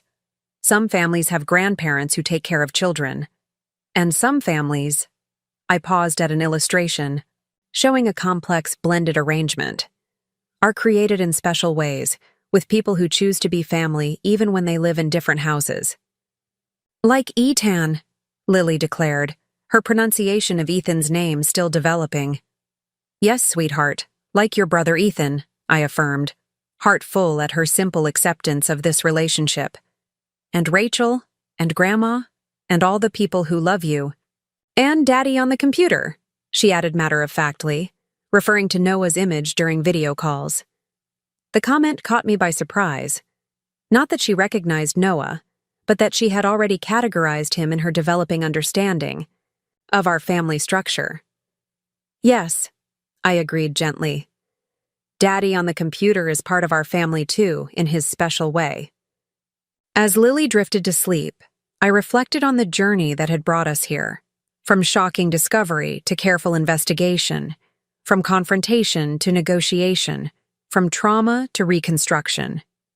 The path had been neither straight nor easy, but it had led to this moment of peaceful integration, this child secure in her understanding of belonging despite unconventional circumstances. In the living room, I opened my laptop to find an email from Rachel with the subject line, Austin Housing Options. Attached were listings for apartments and small houses near her new workplace, along with notes about nearby parks, preschools, and pediatricians for Ethan. The final attachment was labeled Guest Room Options, properties with space for Lily and me during our visits. This was the new normal we had created. practical, collaborative co-parenting across what would soon be geographical distance. Not the life I had envisioned when I married Noah, certainly, but one containing unexpected richness born from adversity overcome. I began drafting a response, adding my thoughts about the properties and suggestions for transition planning. As I wrote, I realized I was no longer defining this arrangement in opposition to what should have been, but appreciating it for what it had become. A chosen family constructed from the wreckage of deception, held together not by traditional bonds, but by shared values and deliberate commitment. This was perhaps the most profound new understanding to emerge from the entire experience. That healing doesn't come from returning to what was before trauma, but from creating something meaningful from what remains afterward. Noah's betrayal had shattered the life I thought I was building, but from those fragments, I'd constructed something more authentic. A life based on hard-won wisdom rather than comfortable illusion. As I completed my email to Rachel, adding dates for a weekend visit to Austin to explore neighborhoods together, I felt profound gratitude for this unexpected outcome. Not because the betrayal had been worth it, but because my response to it had revealed strengths I might otherwise never have discovered. The woman who had once gripped hospital bed rails while her husband rushed to another family was still part of me, but no longer defined me. She had become integrated into a more complete self, someone who recognized Noah's deception not as a reflection of her worth but as a revelation of his character. Someone who had transformed betrayal into wisdom, crisis into opportunity, isolation into community. This was the ultimate new understanding, that while we cannot control what happens to us, we retain the power to determine what meaning we assign to those events, what story we tell about them, and most importantly, what we build in their aftermath. Noah had constructed a life based on deception that ultimately collapsed under its own weight. I had built something entirely different, a life grounded in authenticity that grew stronger with each challenge it integrated. Tomorrow would bring new complexities to navigate: Austin housing arrangements, transition plans for the children, evolving boundaries with Noah. But I would face them as I had faced everything since that life-changing discovery, with clarity, purpose, and the confidence that came from surviving what once seemed unsurvivable. That night, I slept peacefully in the house that was now truly mine alone, no longer haunted by memories of betrayal, but filled instead with evidence of renewal. Lily's toys, my books, artwork chosen for no one's pleasure but my own. The journey from devastation to reconstruction had been long and often painful, but it had led to this place of integrated understanding. Not perfect, not painless, but authentically mine. Up next, you've got 2 more standout stories right on your screen. If this one hit the mark, you won't want to pass these up. Just click and check them out. And don't forget to subscribe and turn on the notification bell so you don't miss any upload from us.